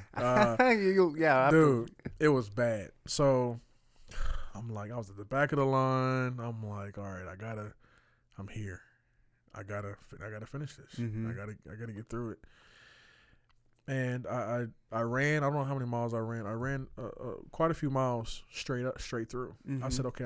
Then it was all mental. That whole race was mental for me because I was like, okay, Running's mental. I gotta have a strategy. I'm not in shape. Didn't prepare for this. My stomach hurt. I gotta really have a strategy. So I told myself I wasn't gonna stop for water because if I stopped, I wasn't gonna want to get back going. And I did a few times, but I just kept. I started looking at everybody else. I never run before, so they were running while they were grabbing on the run. Mm-hmm. So I started doing that. And I'm like, okay, this is cool because I didn't want. Some people were stopping, but I knew if I stopped, I'm not coming. I'm not getting back up. I'm the doing same way. Once I stop, I can't keep. Yeah, I'm like, all of a sudden my buddy just says, "Oh, we're done now. You're done. Right. You're done." Yeah. Right. That's Yeah. It's exactly how bodies are weird like right. that. It's So yeah, man. So I ran several miles straight. I just walked a couple, and I just kept. I said I had to have a strat. I got to get through this. And mile 10, I caught a cramp in my foot. I've never caught a cramp in my foot before, and it was an interesting thing ever, man. So I drank some Gatorade or whatever, and it kind of went away. And this lady came on side of me. She was like, "You can do it. We got 3 miles left." You know, she was a professor at Central Missouri. I forget her name. And she ran with me the whole time, and I finished in like 2 hours. That's pretty good. Yeah, but I finished in 2 hours and something. It was 2 hours and a little over 2 hours, and That seems really good. yeah, it wasn't bad for not training. Yeah. I'm 300 pounds, That seems pretty good. you know, and so I got done. I was like, wow, to the half marathon. And, it just felt good, man. Like, I'm not going to ever do that again. Yeah, But, right. oh, and then what happened was I learned my lesson about the gym shorts and the basketball shoes and the shirt I was wearing with nothing up under it. Nipple chafing? Oh, my nipples between my legs. Oh, my God. I'm walking like a zombie, dude. It was the worst. You did get the nipple chafing? I've heard of that. That's the thing, huh? Dude. You're supposed to put Band-Aids on them? I didn't have no clue. Yeah. It was horrible. It was bad. We had to go buy whatever we need. I don't even know what I put on that, dude. Aloe and Neosporin or whatever, yeah. I learned my lesson. I see why people wear all this running gear looking stuff and do all that stuff because it, dude, sucks. So I finished. I got my medal, and that's probably one of my, out of everything I've done some neat things in my life, but out of everything I've done, that's probably one of my proudest moments. Yeah. Because I was, like I said, I had just got done playing football. I didn't train for it. Mm-hmm. It was intimidating. I was fearful just because I wasn't prepared. Mm-hmm. I was 300 pounds, so I was bigger than any other runner out there. Yeah. And I did it. And you probably beat a bunch of people, too. And I did beat some people. Yeah, for sure. Wow. So that was that's probably one of my proudest moments, man. Just thinking about it. That's cool. Yeah. So, and then after that, I did a whole bunch of 5Ks. Yeah. I kind of found a thing in that, so I was like, all right, I kind of like this. Those so are fun. I did some 5Ks. Yeah. Yep. And for some good causes, and then the last 5K I did was like downtown Hospital Hill. Oh, stuff. Liberty Hospital run or something like that? That was worse than a 13. That was worse than a half marathon. The 5K? Yeah. I used to live there on that route. Yeah, I would run. That course sucks. Yeah. That dude. I like it. I like to the that hills. hill, I like the hills. I love hills. By the time we got to the, it was like a power walk for me. Yeah. Dude, it was like, this hill is not stopping. It just keeps going and going and going. That's the cool thing about running in Kansas City for runners is all the elevation we have. Right. It really makes you work. Really makes you earn it. Like right. 3.5 miles is hard. 3.5 miles in Kansas City. Ain't like Chicago. Chicago's a flat. I mean, it's like this table. You can run 3.5 miles on that all day. Right. Right. But yeah, you go up and down hills, boy. That's a whole nother game. Whole nother game when you get hills in there. Man, I'm like, I'd rather do a 13 13 flat dude, instead. This is crazy, man. But yeah, so what's the longest you ever ran? 8. Well, the longest I've ever ran where I actually set out and just I'm gonna just run and do it. It was 8. Okay. Yep. Super cool. But that was I could have gone further, but that's you drive. I went to where I go run, parked my car, and I'm like, all right, I'm gonna go run 4 miles and then run 4 back. Well, I got my 4 miles. I was like, I could keep going. But then you realize you're like, well, shit, if I keep going, I have to come back. So if I do 5 miles, I mean, that's 10 miles. Right. And so you just kind of get like this, you kind of have to weigh your options. Like, all right, I can keep going, but that means I have to come back. And if I can't make it back for whatever reason, if I run out of water or if I injure myself or something, then what am I going to do? Like, I have to walk, crawl, whatever I have to do to get back to my car. Right. So I just went to 4. I was like, all right, I'm not going to push it any further. But I'm pretty sure I could keep. I mean, I know I could keep going. But right. I did hike one time with a backpack for 10 miles. Ooh, that's really tough. Yeah, I did 10 miles one day. Dang. I did 10 miles, then I did 10 miles on a bike, which I thought the bike sucks. Yeah. I hate riding bike. I'm not built for a bike, man. I'm built kind of differently. You're built for football, man. I ain't built. My butt don't belong on no bike, man. Right. I'll tell you that, dude. Man, that junk is a dude. If you don't want your nuts no more, get on the bike. Yeah. If you want to destroy any, like, you get on the bike. Yeah. Well, I'm gonna do that because I'm done having kids, anyways. Right. How many kids you got? Just 2. At what ages? He just turned 6. She's gonna be 3 at the end of the month. Right on. That's super cool. Yeah. That's cool. They're a handful. They're fun. Yeah. Hilarious. Kids are fun, man. Yeah. I love having. I got 4 kids, 3 boys and a girl, and so I love it. I love being around kids, man. They keep you. You know what? They keep you honest. Yeah. They keep you, like, my kids keep me honest. They keep Mm-hmm. me, you know, kids are honest. Yeah. They keep you honest, and they keep you just wanting to push for more. Oh, You know, yeah. you don't want to, and making sure that you give them a good platform. Mm-hmm. I think the saddest thing in life is when kids have to repeat what their parents did. They have to repeat the process. So, like, for instance, like, for me, I'm laying all the groundwork, even as it relates to my business, right? I'm putting down the blueprint, Mhm. everything, like from negotiations to how to deal with people to, just I'm building a true platform. Like, that platform is going to be strong. So my kids are not going to have to build they're not going to have to do the plumbing.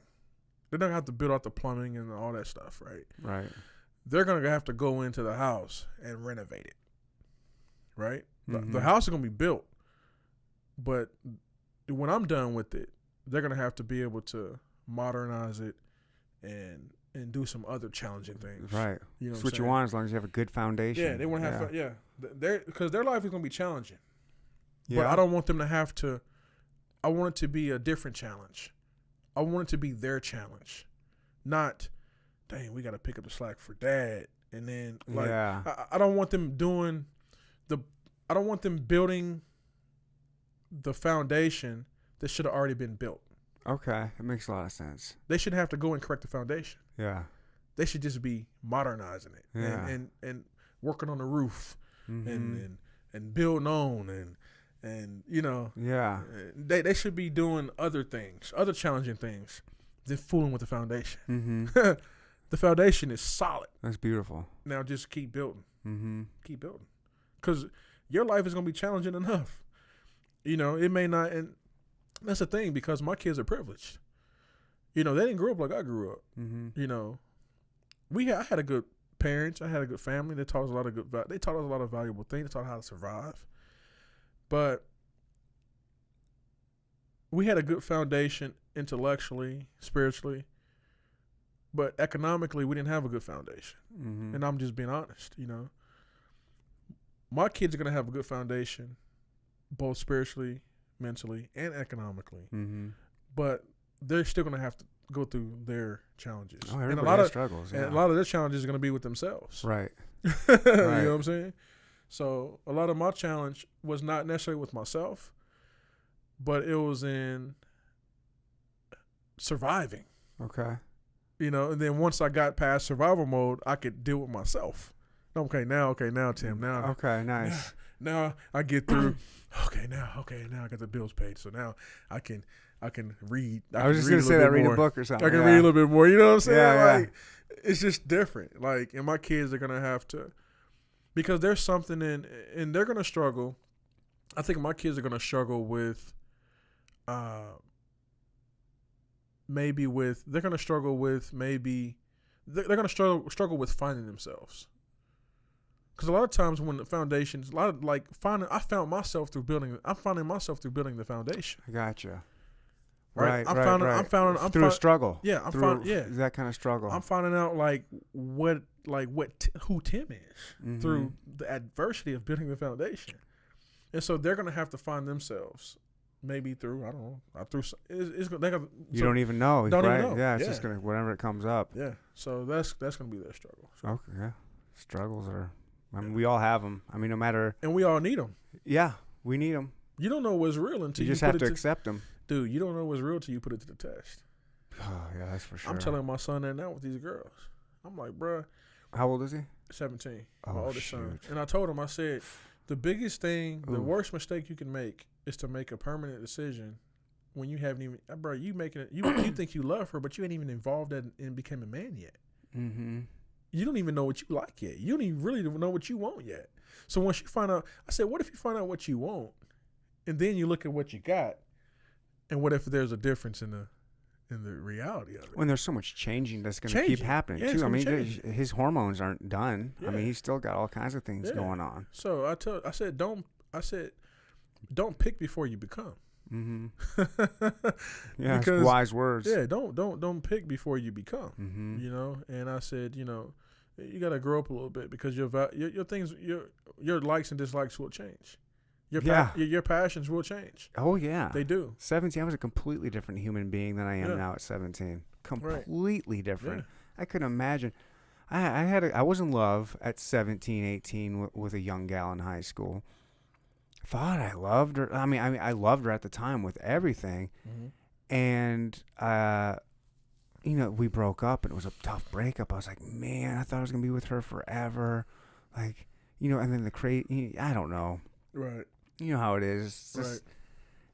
and then you look back at it now, it's like, oh my God, what the hell was I thinking? I am so glad I would have been with her for 20-something years now. How awful that would have been. Just, dude. And then you find them on Facebook, and you're like, woo, yep, I dodged a bullet there. Look what happened to that girl. I told my son, I said, man, you'll be looking at Facebook 10 years from now, and you're going to be glad you took my advice. Yes. Because, like I said, things are going to change. You know, and I said, you don't want to be.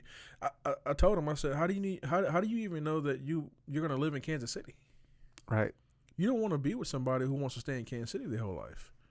Because I know his interest, he's in the fashion stuff, and he wants to travel a little bit. I'm like, dude, the worst thing you can do is settle with someone who has very little perspective and worldview. And, you don't want to be stuck at the local Quick Trip hanging out with this girl who doesn't want to leave her family. And you just have to, there's a lot more to the equation that you got to consider. Mm-hmm. Because I think, like, even when I was in junior college, I thought the worst thing that you could do in junior college, most places, junior colleges are in smaller towns. Mm-hmm. So these athletes go there and they get stuck because they start having babies with the local women. Right. Guess what? Now you're in a town of 3,000 for the rest of your life. Oh. Or you have to, or you got to go back there and dude. And you don't want to be in one of them towns. It's all hicks, just ignorant people a lot of the time. It ain't nothing to do. It ain't I mean, you're going to drive 30 minutes to go to Walmart to hang out? Please. Yeah, so, yeah, man. So I'm like, dude, I know guys now that are still stuck in the town that we play junior college that they just, for whatever reason, they just got, they start having kids there and got stuck with girls. And I'm like, dude, forget that. That's sad. So your vision has to be much bigger than where you are. It really does. Because vision is the inspiration and motivation of our existence. And so if we don't have vision, then we're just dying a slow death. Because vision inspires, it pulls us towards, vision gives us hope in the midst of adversity. Mm-hmm. And so that's the only thing I've had my whole life is a vision. I've always saw myself further than where I was. Even when I was working a traditional job, on my lunch break, I would just go and just do business. I would do business on my lunch break. I wouldn't eat with everybody else. I would go to the storage room and eat. I would eat right in my office and close the door. I would never eat with everybody else because I didn't want to be like everybody else. So, I didn't go to the happy hours, because I didn't want to be like everybody. People used to, when I worked a traditional job, people used to be like, you don't go to that, you don't hang out, we go to Christmas party. I'm like, for what? Mm-hmm. Like, I'm just doing a service. And once my service is done, this is not my family. Yeah. These people don't care about you. You don't care about me. I'm not, I forget that I'm about to get this money. Yeah. I'm not worried about hanging out at no Christmas party. Right. I do my own Christmas party. Matter of fact, I'm with y'all 40 hours of the week. I'm not going to be hanging with y'all I'm going to do my time when I'm done, man. You're not my family. You're not my friends. We just work together. Yeah, because at any moment for you, at any moment that you have, you're going to throw me under the bus. Yeah. Because this is everybody's getting paid. Mm-hmm. We all taking $1. Mm-hmm. So at the end of the day, whatever you got to do to increase your dollar, I'm out of the equation. Yeah. And I understood that going in. Maybe they may not have been their intentions, but I was already there. I was already prepared, because I knew, number one, I knew I had to build up enough confidence in myself to step away from my job. And that's what I did, man. I'm done. I'm gonna bet on myself. Now I had a family. Yeah. I'm getting some other stuff now. I had a family and I had a whole bunch of bills. And it was tough, man. But I stepped away from my job. I gave him my notice. I walked away. And the day I walked away, I almost cried because I'm like, I don't know what I just did. I've been here 8 years. I was making decent. Actually, I was making really good money. It was comfortable. I was stable. Mm-hmm. You know, It's the trap. it's the trap. It's the man. trap. You just get suckered in because you got the stability and you got everything that looks good on paper. Yeah. It's a trap. I'm trapped. I don't like it. You know, I tell people now. I'm not. Now, what I did was extreme, because I had a plan, but it was still extreme. Mm-hmm.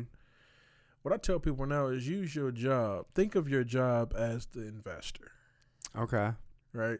So you don't want to just work to rack up a whole bunch of liability. You don't want to just work to pay for a whole bunch of liabilities. While you working, you want to live like you broke, and you want to stack every dollar, right? Mhm. Or throw it into your business. That's your investor, right? And then, because if I had worked a crappy job right now, that's all I would do. Mm-hmm. Instead, I'm not gonna waste my time just keep doing crappy stuff over. So what I'm gonna suffer, because I'm gonna suffer for 8 months, right? 8 months, I'm gonna use that money, and I'm gonna get my stuff up and running. You know what I'm saying? And then I'm out. And that's what I tell people now. Don't just keep suffering, because what you do with your money was gonna allow you. It's gonna either shorten your suffering or it's gonna lengthen your suffering. Yeah. You know what I'm saying? Yeah. You get paid and you take your money and you go out to eat and spend your money at Red Lobster and on dumb stuff. That's gonna prolong the suffering. Yeah, but it's endless shrimp. Oh, okay, well, I maybe. mean, all you can eat shrimp. Yeah, and so Yeah. it's gonna prolong the suffering, man. And so I tell people, just take your money and there's no need to impress people, 'cause the people you're trying to impress are broke anyway. They just making it look better than you. And they don't care. You're not really impressing them. You're probably annoying them. You're right. I see some people on, social media, friends of mine that I've known for a long time, and I see them living in these nice houses, driving these nice cars, going on these vacations. Mm-hmm. And my first initial thought is, how much debt do you have? A ton. It must be, but they seem to be doing it. They seem to be all right with it. I mean, again, you never know, but it just, I don't know. What we talked about earlier, right? Mm-hmm. They think they're all right with it because people be lying on it. Everybody's lying to themselves in 2019, man. Mm-hmm. Everybody's lying to themselves. It's something I've done it too, man. Oh, we're all guilty of it. Yeah, you do. Your ego gets in the way, right? It gets in the way. So like you do things because you think that it will get better. Or like, for instance, like back in the day when I didn't have, so say I had a bill that was $150. Mm-hmm. If I didn't have 150, I didn't pay the bill at all. Right. Right? Because I told myself, well, I only got 50. So I'll take the 50 and go out to eat and go to the movies. Right? Because it just, for some reason, I understand that. I totally what get I'm saying? that. Yeah, I do. I'm like, I can't pay it, so I might as well just have fun. Might as well have fun with it. And I think that's what people do. Uh-huh. I think they do that with their life. They say, well, I guess I might as well get this house. I'm already in debt. At least it made me feel better. Yeah. So So like you think. it's a crazy, it's a weird. I don't even know what terminology you put on that, but it's a weird thing. Mm-hmm. And so we have to. So I've had to train my brain like, okay, if I owe 150, I can at least do 40. If I got 50, I can at least do 40. Mm-hmm. You know what I'm saying? I can at least chip away at it. There you go. Like, so I'm an all or nothing guy, and this goes with my personality specifically. So if I don't have it all, I won't give it at all. Okay. Right? Instead of just chipping away at it. Right. A guy sat down with me a while ago. He actually some years ago. He asked me one time. He said, "How do you eat the elephant?" And I didn't. Honestly, it sounds simple now, but I didn't have the answer for it. I'm like, it's a trick question. How do you eat the elephant? And I'm like, I said, I don't know. He said, you eat the elephant one specific bite at a time. And that stuck with me. And it still hits home to me. Yeah. The one that gets me is, the journey of 10,000 miles begins with one step. Right. Just a little step after step. Yeah. And sometimes it seems like it doesn't make a difference, right? Because it's like, I owe 150. What is 40 gonna do? Right. Still gonna cut my lights off anyway. Yeah. You know what I'm Yeah. saying? I might as well go eat Right. and make myself feel Yeah, better. yeah. You know what I'm saying? You're right. But it's just that it's the progress. It's that knowing that, hey, I'm chipping away at this thing, you know, and this is more. It's gonna be better if I keep chipping away. It's gonna be better than if I just do nothing. So yeah, man. So you know, matter of fact, what book are you reading? Are you reading any good books right now? No, I'm yes and no. I've put it down for a little bit, but it's I used to read a lot of fiction books. Sure. But I'm done with those now because they're just kind of all the same. It's like, why read fiction when there's so many good nonfiction books out there? Right. So no, the last one I was reading was just on like the Great Plains of it's called the Great Plains of gosh darn it, it's right over here. Oh shit. Or maybe it's upstairs because I have been reading it recently. I'll see some books over there. The Serengeti, gosh darn it. It's about how the Great Plains of the West in America used to be like the Serengeti Desert. We had camels, we had elephants, we had cheetahs, we had lions, we had giant bears, giant sloths. We had all these crazy animals right here in America. And now they're all gone. That's crazy. But it was just like Africa. Huh. I mean, it was insane the kinds of things that were over here. So I'm reading a book about that kind of stuff. Right. It's really fascinating because I'm a bow hunter. I like the outdoors. I like, you know, hunting and fishing, camping. I love all that stuff. And so I was just reading about what it was like, you know, over 10,000 years ago with all this crazy megafauna that was living here. It's just amazing. I just never thought, like, who knew that camels used to live here? You know, camels were here in America. Elephants, you know, lions. That's crazy. All that crazy stuff. So that's crazy. Mm-hmm. Yeah. It's funny on that note. Somebody said, I forgot who it was. Somebody on Instagram. They were saying how, Steve Harvey. He was like, he's hilarious. This dude said, "Hey man, going into the safari, going into the jungle is way more scarier than going into any hood in America." You know what I'm saying? And I'm like, I probably have to agree with that dude because I couldn't go into no woods, you know. No, everything out there is gonna get you. No bugs, man, things you can't even see. Yeah, jaguars, snakes, spiders. Yeah, mosquitoes and ants. Them the ones I'm scared of. That's why I don't know if I can even do a swamp tour, man. Yeah. Well, then you're also putting your hands in the lives of some crazy rednecks. Dude, good luck with that. I can't do swamp, dude. That's why I couldn't live in Florida. Many reasons not to live in Florida. You hear the stories that come out of that crazy state. No, Florida is, they're politically messed up. But anyway, I don't like alligators and all that stuff. They man. got crocodiles there. And I heard that junk just be like it's like finding a possum. They just be everywhere. Yeah, and they be in people's backyards, up in their cars. Pythons everywhere. There's giant snakes everywhere. No, I'm cool on Florida. I can't live in Florida, man. Too hot and muggy anyways. It rains all the time. Sticky mosquitoes. I can't live in Florida, and I can't live in. So, I just don't do big animals like that. I don't like snakes either, man. I don't like snakes. I'm not a really outdoors guy. I am, but I'm not. Okay. I do like mountains and stuff like that. Mm-hmm. Like I would love to do a good hike or something. I would love to do like a really good hike. It's kind of weird. I'm a water guy, but I'm not. Like I would love to be on like boats and stuff. But I can't swim. Yeah. I don't like water like that. Yeah. I think water is one of the most deceiving. Water can kill you real quick, boy. Real quick. It don't take much. Like what? A tablespoon can drown you? It's deceiving. Yeah. Because it looks beautiful, right? Yeah. I mean, it's just beautiful. But hey, yeah, water can kill you real quick. Mm-hmm. Speaking of Florida, I think it was Florida, or it doesn't really matter. But this guy was swimming and got a brain amoeba and died from that, just from swimming in the lake. Some weird little amoeba parasite type thing got in his brain. You know, he got sick, headaches, vomiting, and then spasms, and then coma, and then dead. That's For crazy. what? For just swimming at a Right. beach, in a lake? That's crazy, man.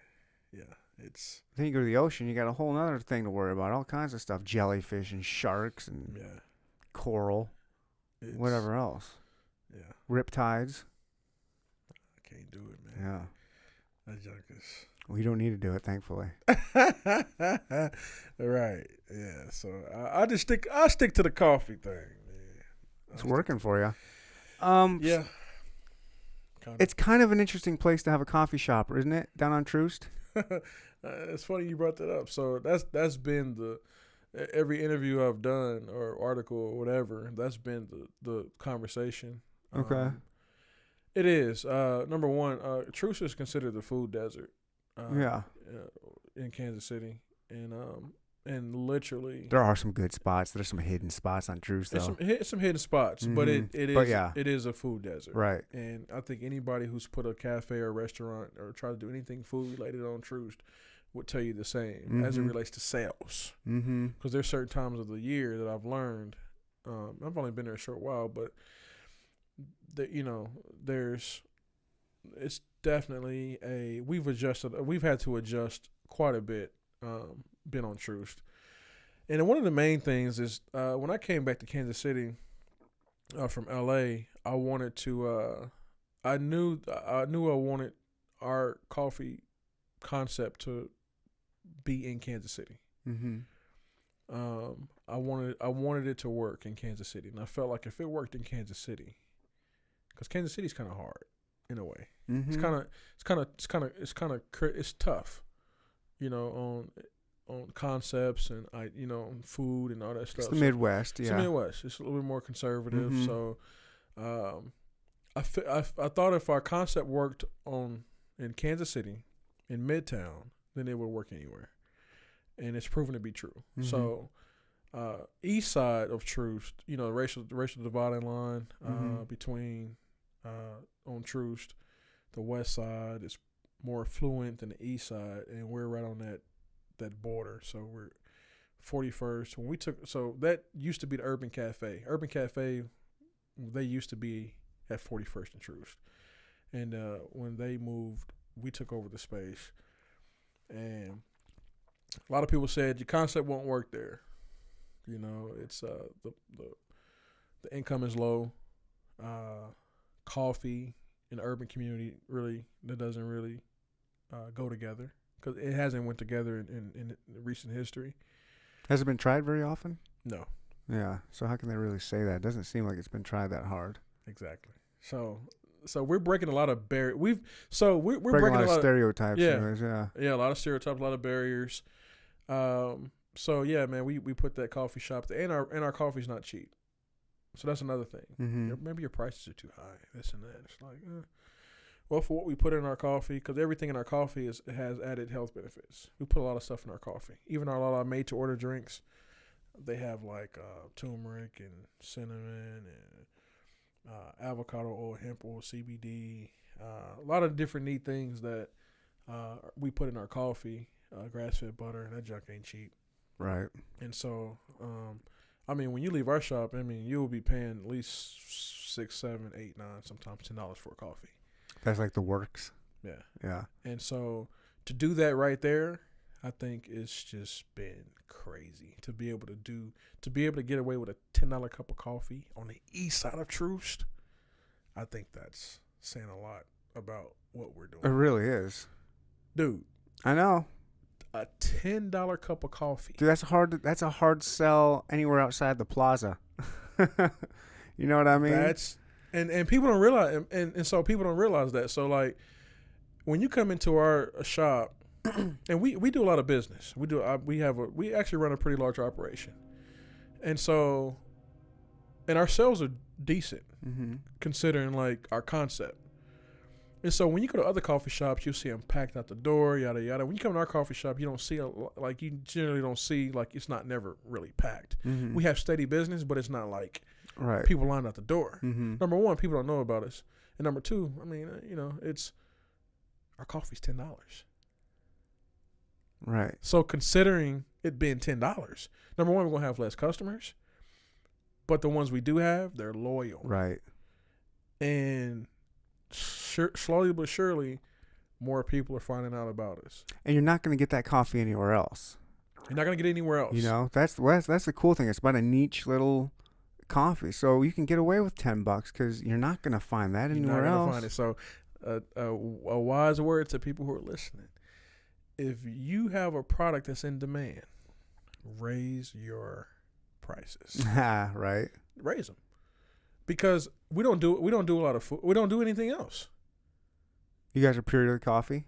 Pretty much. I mean, we got a couple of food options, and we got some other snacks, but we're primarily a coffee shop.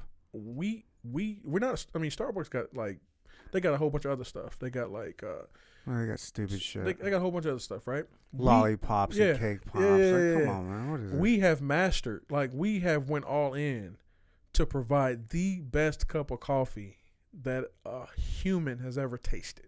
Oh my gosh! I thought you were gonna say in Kansas City, but you said any human has tasted. We have. I'm telling you, we have prided us. I can't wait to get down there and get me a $10 cup of coffee. Yeah, well, you come down there, you ain't gonna pay $10 because you gonna come down there and get a free cup of coffee. Oh, bet. That's a courtesy, for having me on this show, and I don't take this lightly, man, because you have influence, and I feel like we're gonna create business. Somebody's gonna hear this and want to come down as well. So for you, it's this is you don't. I can't wait to try it. You paying me? I mean, this is just the honor to be on the show. You know sure, what I'm saying? Man. The honor's mine, man. Believe me. Yeah, whether big or small, this is I don't take this lightly, but yeah, man. So generally, we're gonna have less customers, and we're going to we are all in with our product, and we want to provide the best. That's a beautiful thing. Yeah, the best on the east side of Troost. People aren't going to understand that. They're not going to understand that. I ain't going to understand that until they maybe go down there. At least do a little bit of research on Kansas City history. People do, and I didn't really understand it. Oh, really? I did, but I didn't. Okay. Because that wasn't my goal. That wasn't my goal. Mm-hmm. My goal was just to put our concept in the middle of the city. I didn't care. You didn't necessarily seek out that area. It No. just happened. It just happened that way. Happened. Okay. Wow. So yeah. So that wasn't. So people think But you knew before going. But you knew when you were getting there, kind of what you were getting into. No. Oh no. Wow. So I'm gonna be honest with you. I was kind of out of touch with the city. Okay. Because I spent my time and I building other businesses. That's okay. We don't hold it against you. Yeah. We love you. Kansas City loves you, Tim. You ain't got to worry about that. I was traveling. I was in LA all the time, Vegas. I was just, man, I was exploring. I wasn't even in touch with the city, man. I could probably tell you who the mayor was. Not just mess with you. But, so my goal, so I never had that goal where, I just want to be local. I want to be, part of the city movement. I just felt like that I wanted to be in Kansas City. Mm-hmm. And I felt like, just considering that, how conservative we are, how hard we are, I was like, you know what, if we can push our concept in Kansas City, we can push it anywhere else. And I felt especially that location. I mean, if it's working there, there's not a lot of places you can't go. Exactly. And so, and I wanted to push it in. See, when you push it to the middle of the city, there's a lot more diversity.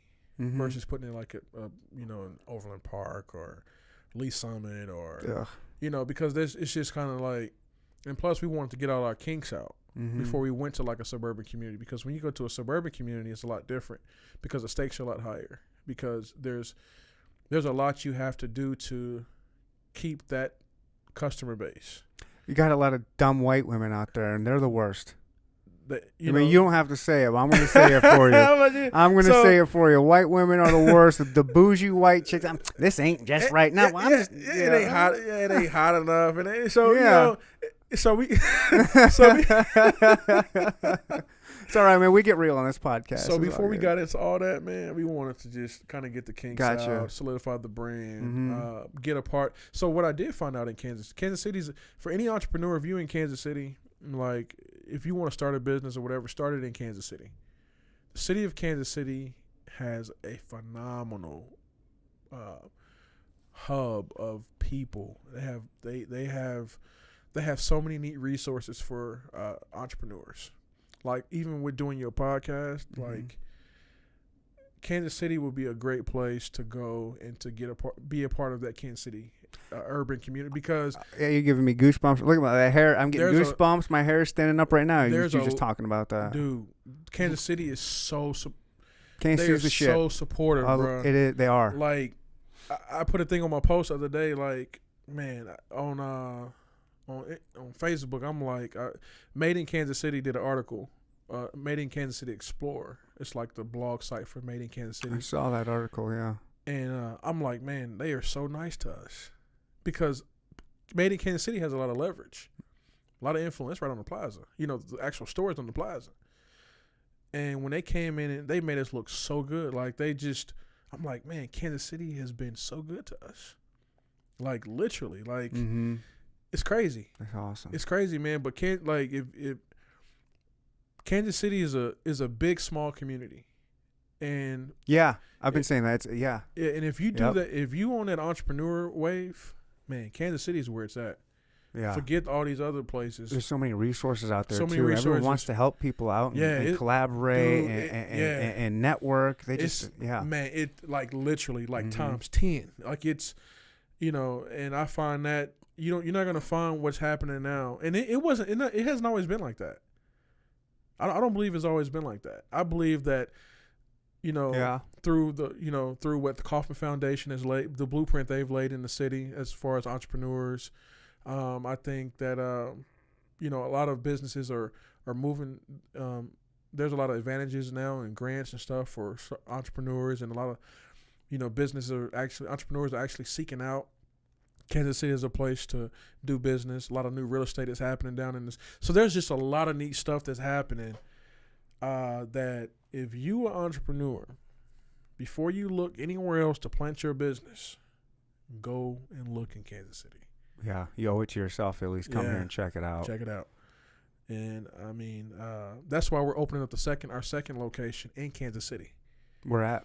It's gonna be 2540 West Penway. Oh, so really? There's right by Union Station. Yeah. There's a co-working space and gym called the Hill KC, and we're doing a new build out right inside of that co-working space. Wow. And dude, that's exciting, dude. We had to, like, the cities, they've just been good to us. They've been good to us. And the thing about it, us being on east side of Troost, what's so funny about that? We have people driving in all over the place to come to 41st and Troost. We got people coming from the plaza. We got people coming from Lee Summit. We got people coming from Overland Park. We got people coming from North Kansas City. We got people coming from downtown, South Hyde Park. Most of our customers are Caucasian, by the way. Yeah. They come to that little rundown spot on 41st and Troost. Yeah. And we trying to make it better. We trying to beautify the place because when we took it over, it was, it was a little rundown. Mm-hmm. Trash everywhere. Mm-hmm. Prostitutes still out in the front. Mm-hmm. The bus stop is right there, so there's a lot of stuff going on. Fights. You gotta love bus stop drama. Yeah, man. Then the gas station's right next to it. The gas station has been good to us. Oh, nice. The owner is super cool over there. As a matter of fact, I just found out they don't even sell alcohol over there. So I think that's what makes it a little bit neat too, because there's a church right across the street. But it's just interesting. Like, it's so funny, like, to see, like, the people who will walk. They used to walk past us and go to the gas station for coffee, and then now they come to us for coffee. So. You don't want that gas station coffee. That shit is whack. Ugh. Dude, I tell people that's our biggest competitor. I bet it is. I mean, it's not $1 coffee. I just want caffeine. Yeah, you do not want that Folgers dried, crystallized. That ain't coffee, man. That ain't coffee. Right. People. That pisses me off. That pisses me off. People, come on, man. Get the cheapest thing he's got. Whatever, $5. You can afford that. It's worth it. So what we did with our coffee, we made our coffee competitive with the gas station. So our coffee's only $1.50. Or if you want just a good black coffee, it's only $1.50. Oh, yeah. So we felt like, all right, we're gonna make it competitive with the gas. We're not losing. We're not losing because like I said. And you bring them in, and they find other things they might like eventually. Yeah. Our coffee's $10, man. Especially coffee's $10. Mm-hmm. So $1.50 is not gonna hurt us. to be competitive with the gas station. Right. Gas stations are our biggest competitor, not Starbucks. Not because think about it. If you go to, when I go to 7-Eleven in the morning, I get coffee. It's like $1 something, and it's decent, right? So like 7-Eleven got decent coffee, by the way. Do they? 7-Eleven. Look, I am a coffee snob. I don't drink that. Okay, well, if you a snob, I'm not a snob. If you a snob, I'm not a snob, but I have some standards, man. 7-Eleven, I don't know. It's better than Quick Trip. Oh, really? Quick Trip coffee is garbage, man. Okay. Sorry, Quick Trip. Quick Trip coffee's not that good. Okay. I think it's watered. Whoever be making that junk be watered down. Mm-hmm. It tastes funny. I think it tastes funny. 7-Eleven got decent coffee. I like 7-Eleven coffee because like that junk, like you can pour that junk, like you can pour it. Mm-hmm. Like it ain't coming out of a canister, right? So you know it's like okay, this feel like I make this at home. You know, like, yeah. It just feel good they when put you the pour grounds it. in there. Yeah. So it's real. Like when you put it in a big air potch, you know they're making large quantities of that. So sometimes like, especially if they rushing or whatever, sometimes those measurements ain't right. Right. Like so sometimes it'd be watered down. It's not consistent. It's not consistent. Right. Yeah. So consistency is huge. Right. So with anything. Right. With any. Yeah. This podcast. I mean, I consistently put it out once a week. You know, that's the funny thing you're talking about how supportive Kansas City is. When I started this podcast, I had dreams. I had a vision too of like, I'm going to have all these guests on constantly every week. I'm going to have someone on. Right. But really, I had 6 or 7 people in my head who I knew that could do it. Right. And then it's like, oh shoot, what do I do? And then I just started reaching out just randomly, and they love it. They want to come on. People, Kansas City wants to support. Come on, they want to network. It's been a beautiful thing, man. I've been blessed with some Kansas City love. That's what's up, man. Mm-hmm. Yeah, I can't get enough of it. I love KC. And this is a nice setup too. Thanks, man. Yeah, it's real nice, man. Yeah. I tried. I wanted to make it look good for Instagram, so when I invite people, they can check me out and be like, oh shit, this dude's legit. He's just not some dude in a closet. You know what I mean? Right. Like, it looks real. Right. Now, I am unprofessional and I'm faking it as much as I can, but at least it looks real. It looks real. Dude, it's about the look, man. Like, yeah. And that's one thing we've tried to work out too, King, and I'm just being a little bit transparent, even with our coffee shop. Like, so I'm so grassroots. I'm so like, I'm a type of guy that's like, okay, what do we have to do to get it up and running? Mm-hmm. Right. So a lot of people want to do the fancy build outs and the whole bar and espresso and all that. And then we didn't do that. Like we just started going. Mm-hmm. Like we opened up the doors. We got it to where people can come in and it'd be decent experience. And now, so a lot of it was just like, we're faking it. Like, you know what I'm saying? Right. Like, we just need to do bare minimum so we can get open and get some, and start getting paid, because, because when we took over our space, it was 2 months before we even got to open the doors because we had they was working on the space. Mm-hmm. So it's like, dude, like this sucks. Yeah. We need to be open. I want to hurry up and get so going. So what we started doing, I just opened up the doors and I just started pouring coffee, right? They were doing construction in the back. Dude, man, you're something else. And my buddy was like, bro, just do donations. Just like have them put stuff in the jar. Oh, there you go. Give them a price, but call it a donation. Yeah. You know what I'm saying? Yeah, so they was doing work, and I'm up here pouring coffee. I just need the doors open. So, but the limitation, right, inspires your greatest creativity and innovation. Mm-hmm. And that was for us, and for us, that was with the coffee. We had a problem. We had a limitation. The limitation was I didn't have cup holders that fit coffee mugs. The limitation was my buddy left me 300 pounds worth of beans and never came back and got them. That's a limitation because I was complaining about it. I'm like, dude, come get this stuff. Like seriously, taking up space. Like this stuff's supposed to be gone a long time ago. Yada yada yada. And then I started thinking, like, hold up. This has inspired my greatest creativity and innovation.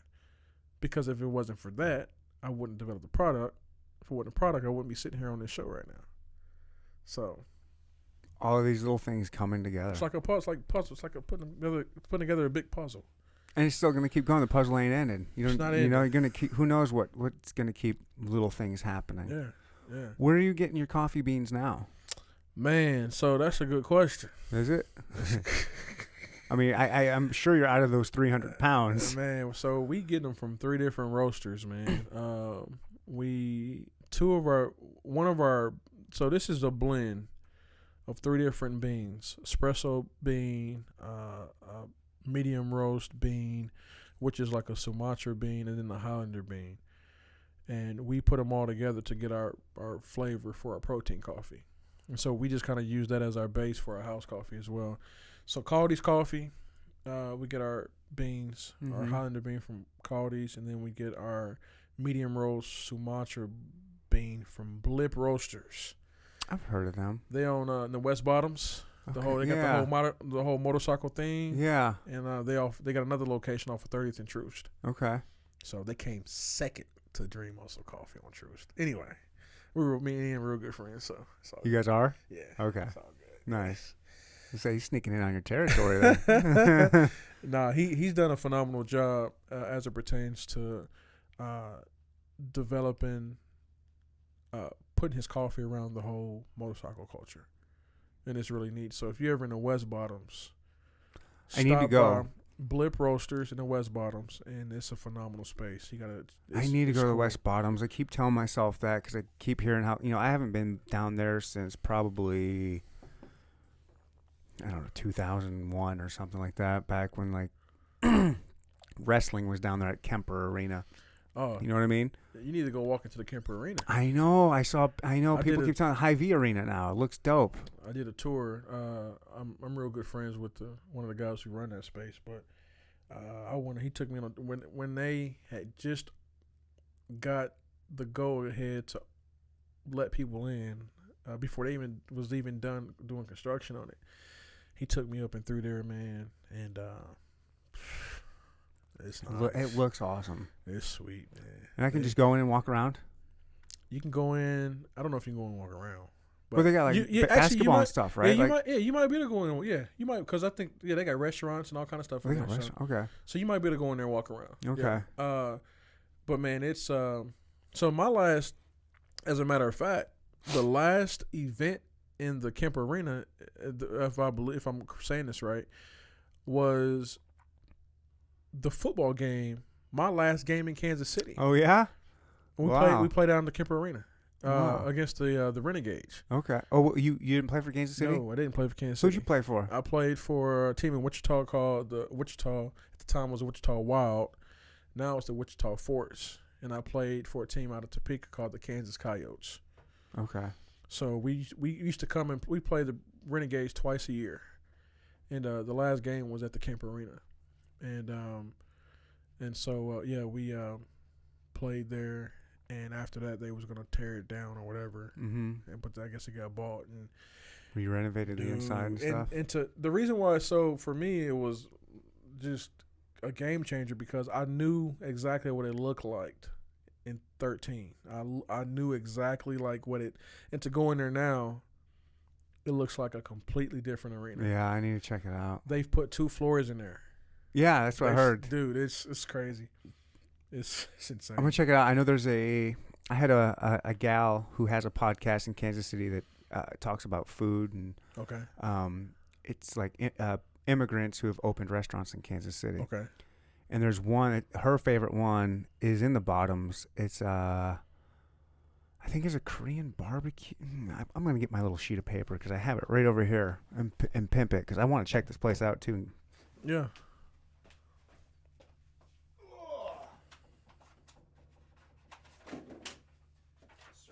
Maybe? No, that's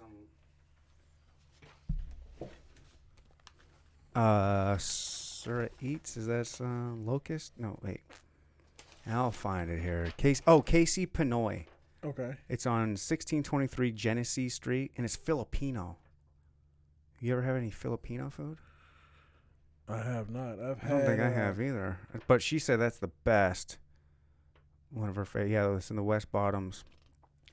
And you were talking about, so do you know where Fanny's is? It's right next to us. Yeah. She went there too. She said that's what was one of her favorite places too. She couldn't believe that place wasn't like just constantly busy, like a line out the door. The food there is so good. Really? You ever had it? I still haven't had it.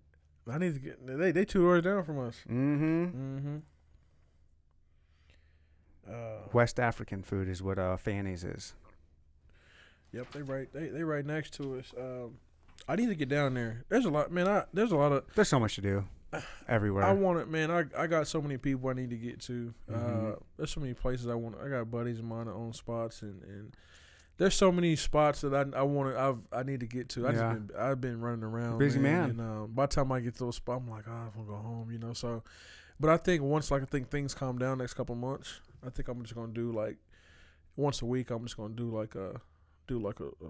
So when I first before I opened up the coffee shop, my buddy over at Dalmayas. Have you heard of Dalmayas Coffee? Yeah, they just moved recently. They were next to Grinders, and then they had to move or something. They moved. So he opened up a shop in Shawnee called Cafe Equinox, and it was inside of a nursery, which was a neat concept. Oh. So like plants and stuff. Yeah, So yeah, I like that. So that was kind of cool. And then he's back in the Crossroads. He got a shop called. He's doing some amazing stuff. His name is Bo. Bo's doing some crazy stuff, man. But anyway, the one in the Crossroads he just opened up called The Outpost. You can look that up on Instagram. And then he acquired Quay Coffee, the one in the Nelson's. Oh, I've had. There's a place, Quay. Is it? Quay, whatever on. They got a few locations. River Market. Yep, I went to one in the River Market. Yeah. Yep. So he acquired that one a few months ago. Mhm. So he's doing some neat stuff, man. Nice. Yeah, for sure. Yeah. But I need to get it. So what I did was I went around to try to get to every coffee shop I can think of and look up and spend a lot of time at coffee shops, man. Before I open mine. Makes sense. Yeah, I like Messenger Cafe a lot. Dude, Messenger is super dope. Mm-hmm. I went there. So when I think Bo told me to go to Messenger. When I first went to Messenger, I was like, man, I was just wowed by like just the experience of being there, right? It's a really cool place. If you haven't been there, people, check out Messenger Cafe. Yeah, it's super dope. 17th and Grand, I think. Yeah. And so I went there the first day, and I went back the second day. Then I went back the third day. Then I took my wife there, and we sat on the rooftop and ate breakfast, right? It's sweet. It's super That's nice. where I take people out of town. When I take them to the rooftop, we get the breakfast, we get all that, Yeah, it's super cool. So, yeah, Messenger Coffee is one for sure. Mm-hmm. Nice blueprint, nice layout. So, yeah. And at the same time, business-wise, I'm like, man, they put a lot of money into this thing. Their bakery and they roast all their stuff there. Yeah. It's an insane little operation. It's really cool. Yeah, it's super cool. So so yeah, that's super cool. Yep. You used to do a podcast, didn't you?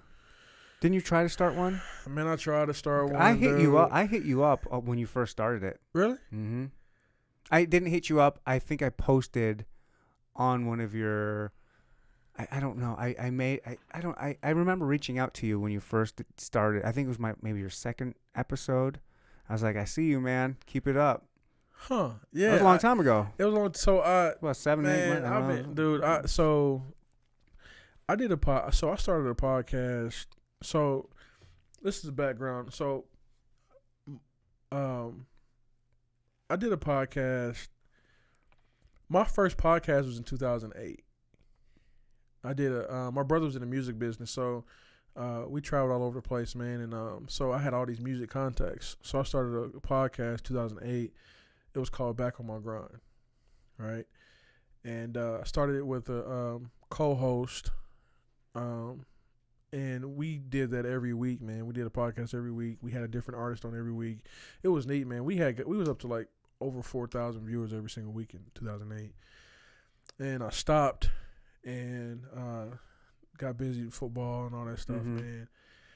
And I had built up all these contacts, man. I'm like, you know what? And so I've tried to own it. So since 2008, it's been on and off. And every time I start off one, man, it just. So what I need to do, you know what I need to do? No. This is what I need to do. What we talked about before.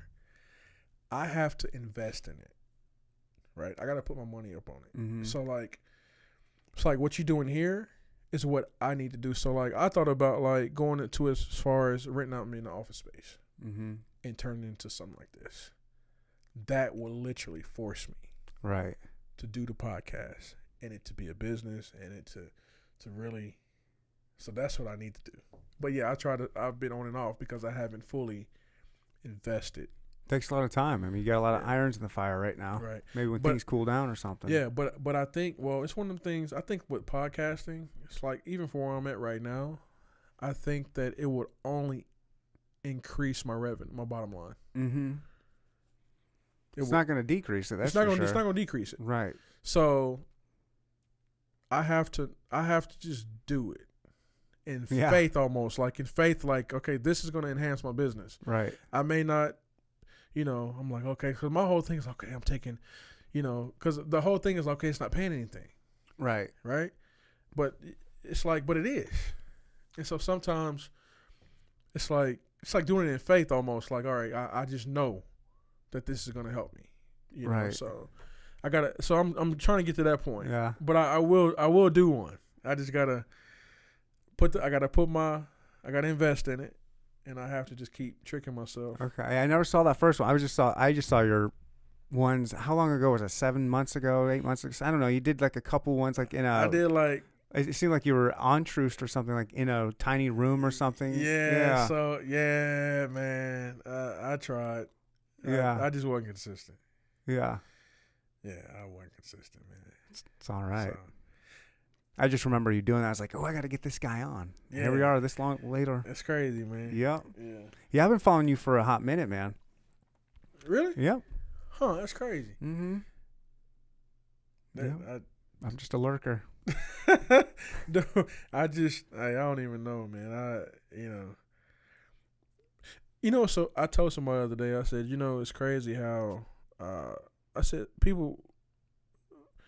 the older generation has, they demonize social media, right? They say, well, it's not real, it's fake, stop spending your time doing that stuff. But what people don't know is that it's very real. Because this is a conversion of social media. Mm-hmm.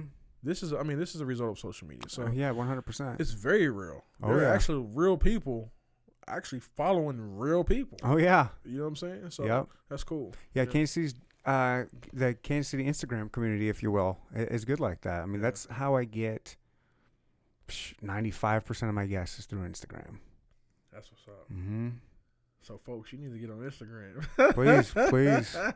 Dream Muscle Coffee. Man, Dream Muscle Coffee, man. Neanderthal Pod. Man.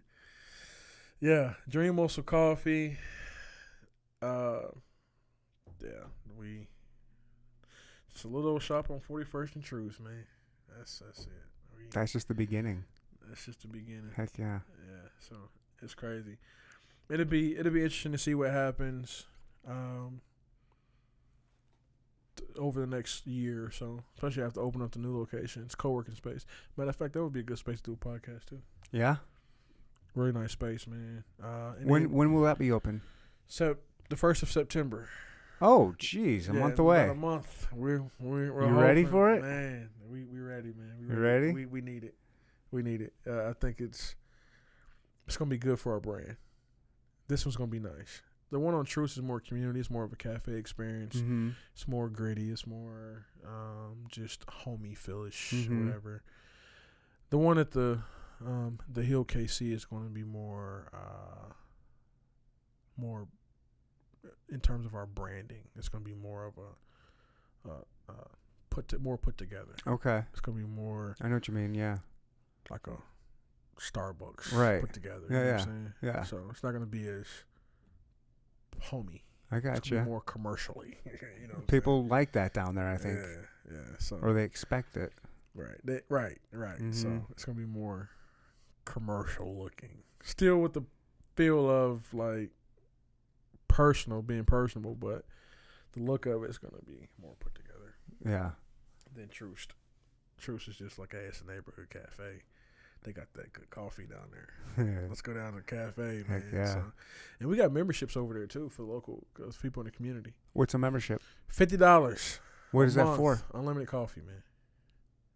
It's Really? crazy. We give away a lot of coffee. A lot of coffee. Wow. But we only have a small amount of people on that membership, though. Which the craziest thing is when we offer the membership, we got people that come in every day. They pay $6 to $10 every day for a coffee, right? And I'm like, hey, if you get a membership, you can probably save a lot of money. Right. Oh, what it comes down to? People don't like to be committed, man. Mm-hmm. And it works in our favor. Yes. Since you don't want to be committed, man, I would just keep charging. You're just trying to help them out. Dude, yeah, I'm trying to help them out. Trying to help them out, man, but hey, I'm like, maybe they're cool. just trying to help you out. Hey, we'll take the help. Hell yeah. If you deny a membership, we'll take it. Nothing wrong with that. Deny it. Just keep forking that bread over people. Give it to them. Keep on giving us that moolah, bruh. I'm telling you, it's all good. We doing good with it. We're going to, make sure that it gets used the right way, to expand. Yeah. So, yeah, we ain't out buying Lambos or nothing, Not yet. Not yet. When you do, will you take me for a ride? We going for a ride, man. I've never been in a Lambo before. I'd love to go for a ride. Man, you need to go to Vegas. I know I do.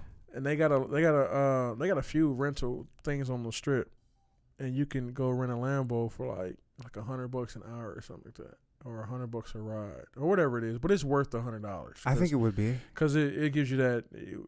It's gonna give you new. When you ever gonna get to do $100 ain't nothing for an experience. Nah, it's very inexpensive and it's really neat. Is it on a track or something? Nah, it's just like throughout the city. You're just rolling throughout the city, man. Oh yeah. Yeah, it's cool. Shit, I'm gonna roll up to the Spearmint Rhino and that bad boy. It's Say, cool. holla at your boy, ladies. Got the Lambo.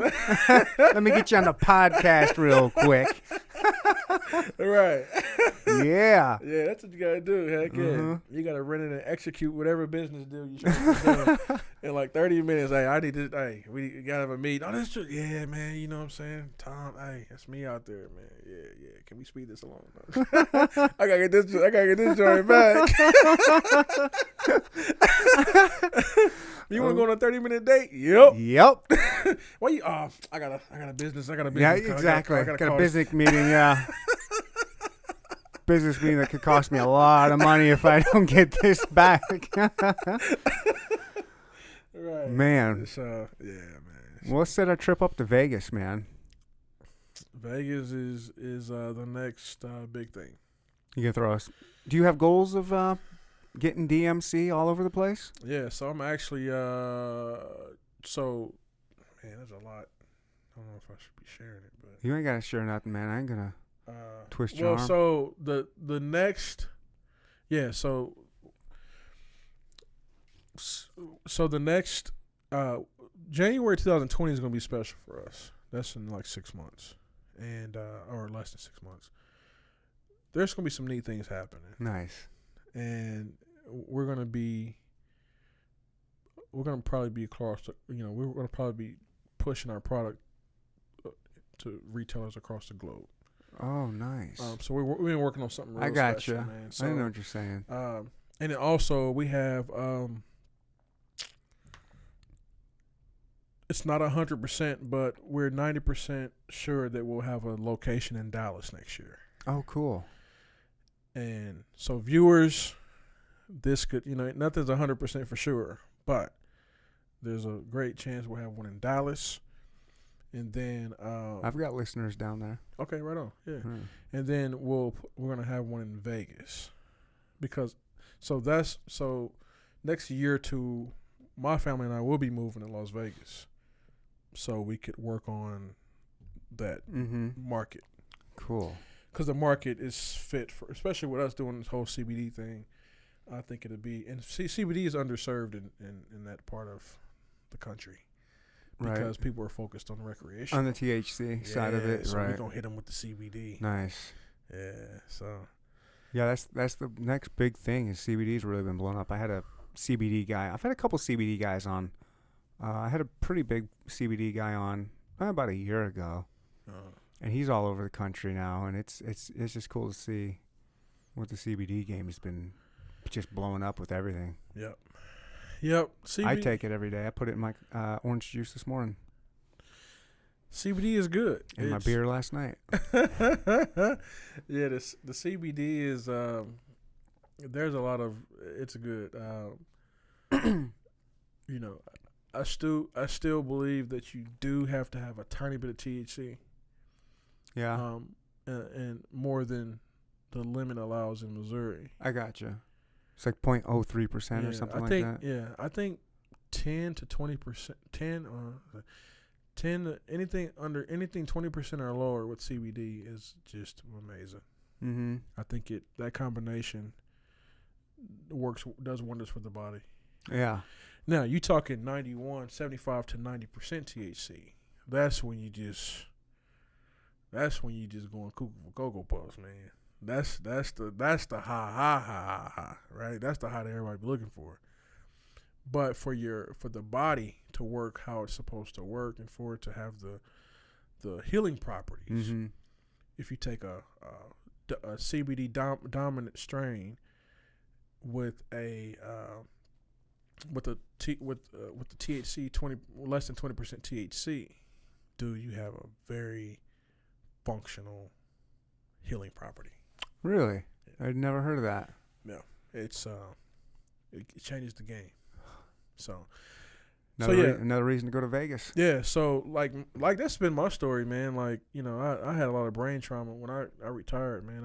I went cuckoo for Cocoa Puffs, man, in a nutshell. Yeah. And so I lost my memory and everything, man. And so like I've had I can't even count the concussions I didn't have. And so that's what brought me back, man. I've been on all three, man. I mean, I've been on all of it, man. And from full spectrum marijuana to CBD, to hemp, I've been on all of it.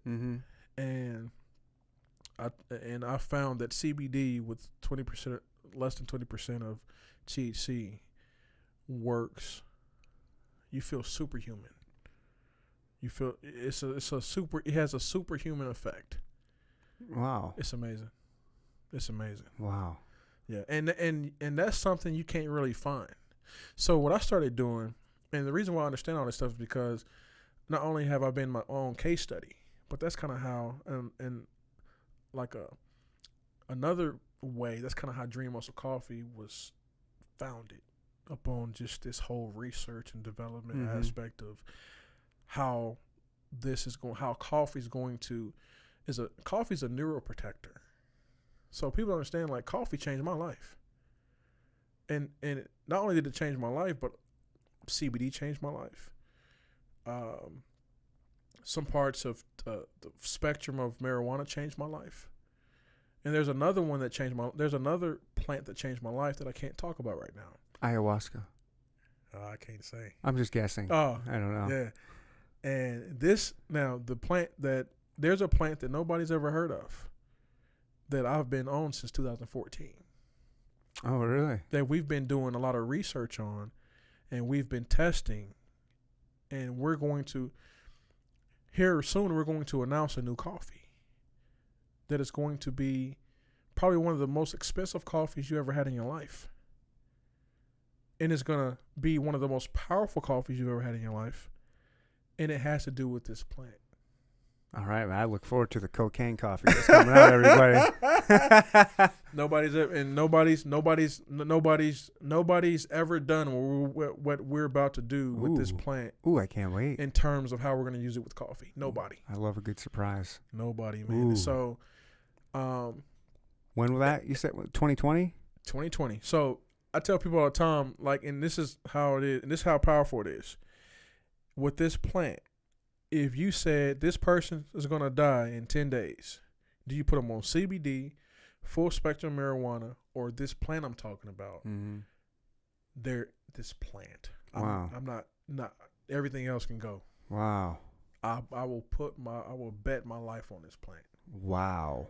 And it's powerful. Whoa. It's the most powerful botanical on the earth. And whenever I release it, you can research it, and you can even see it for yourself. I can't wait. Yeah, it's documented, the most powerful botanical on the earth. It saved more lives in the eastern part of the world than any other botanical on the earth. My brain's just racking of all the plants I know. I'm like, what in the world could it be? It's a plant, and people, it's crazy. It's crazy.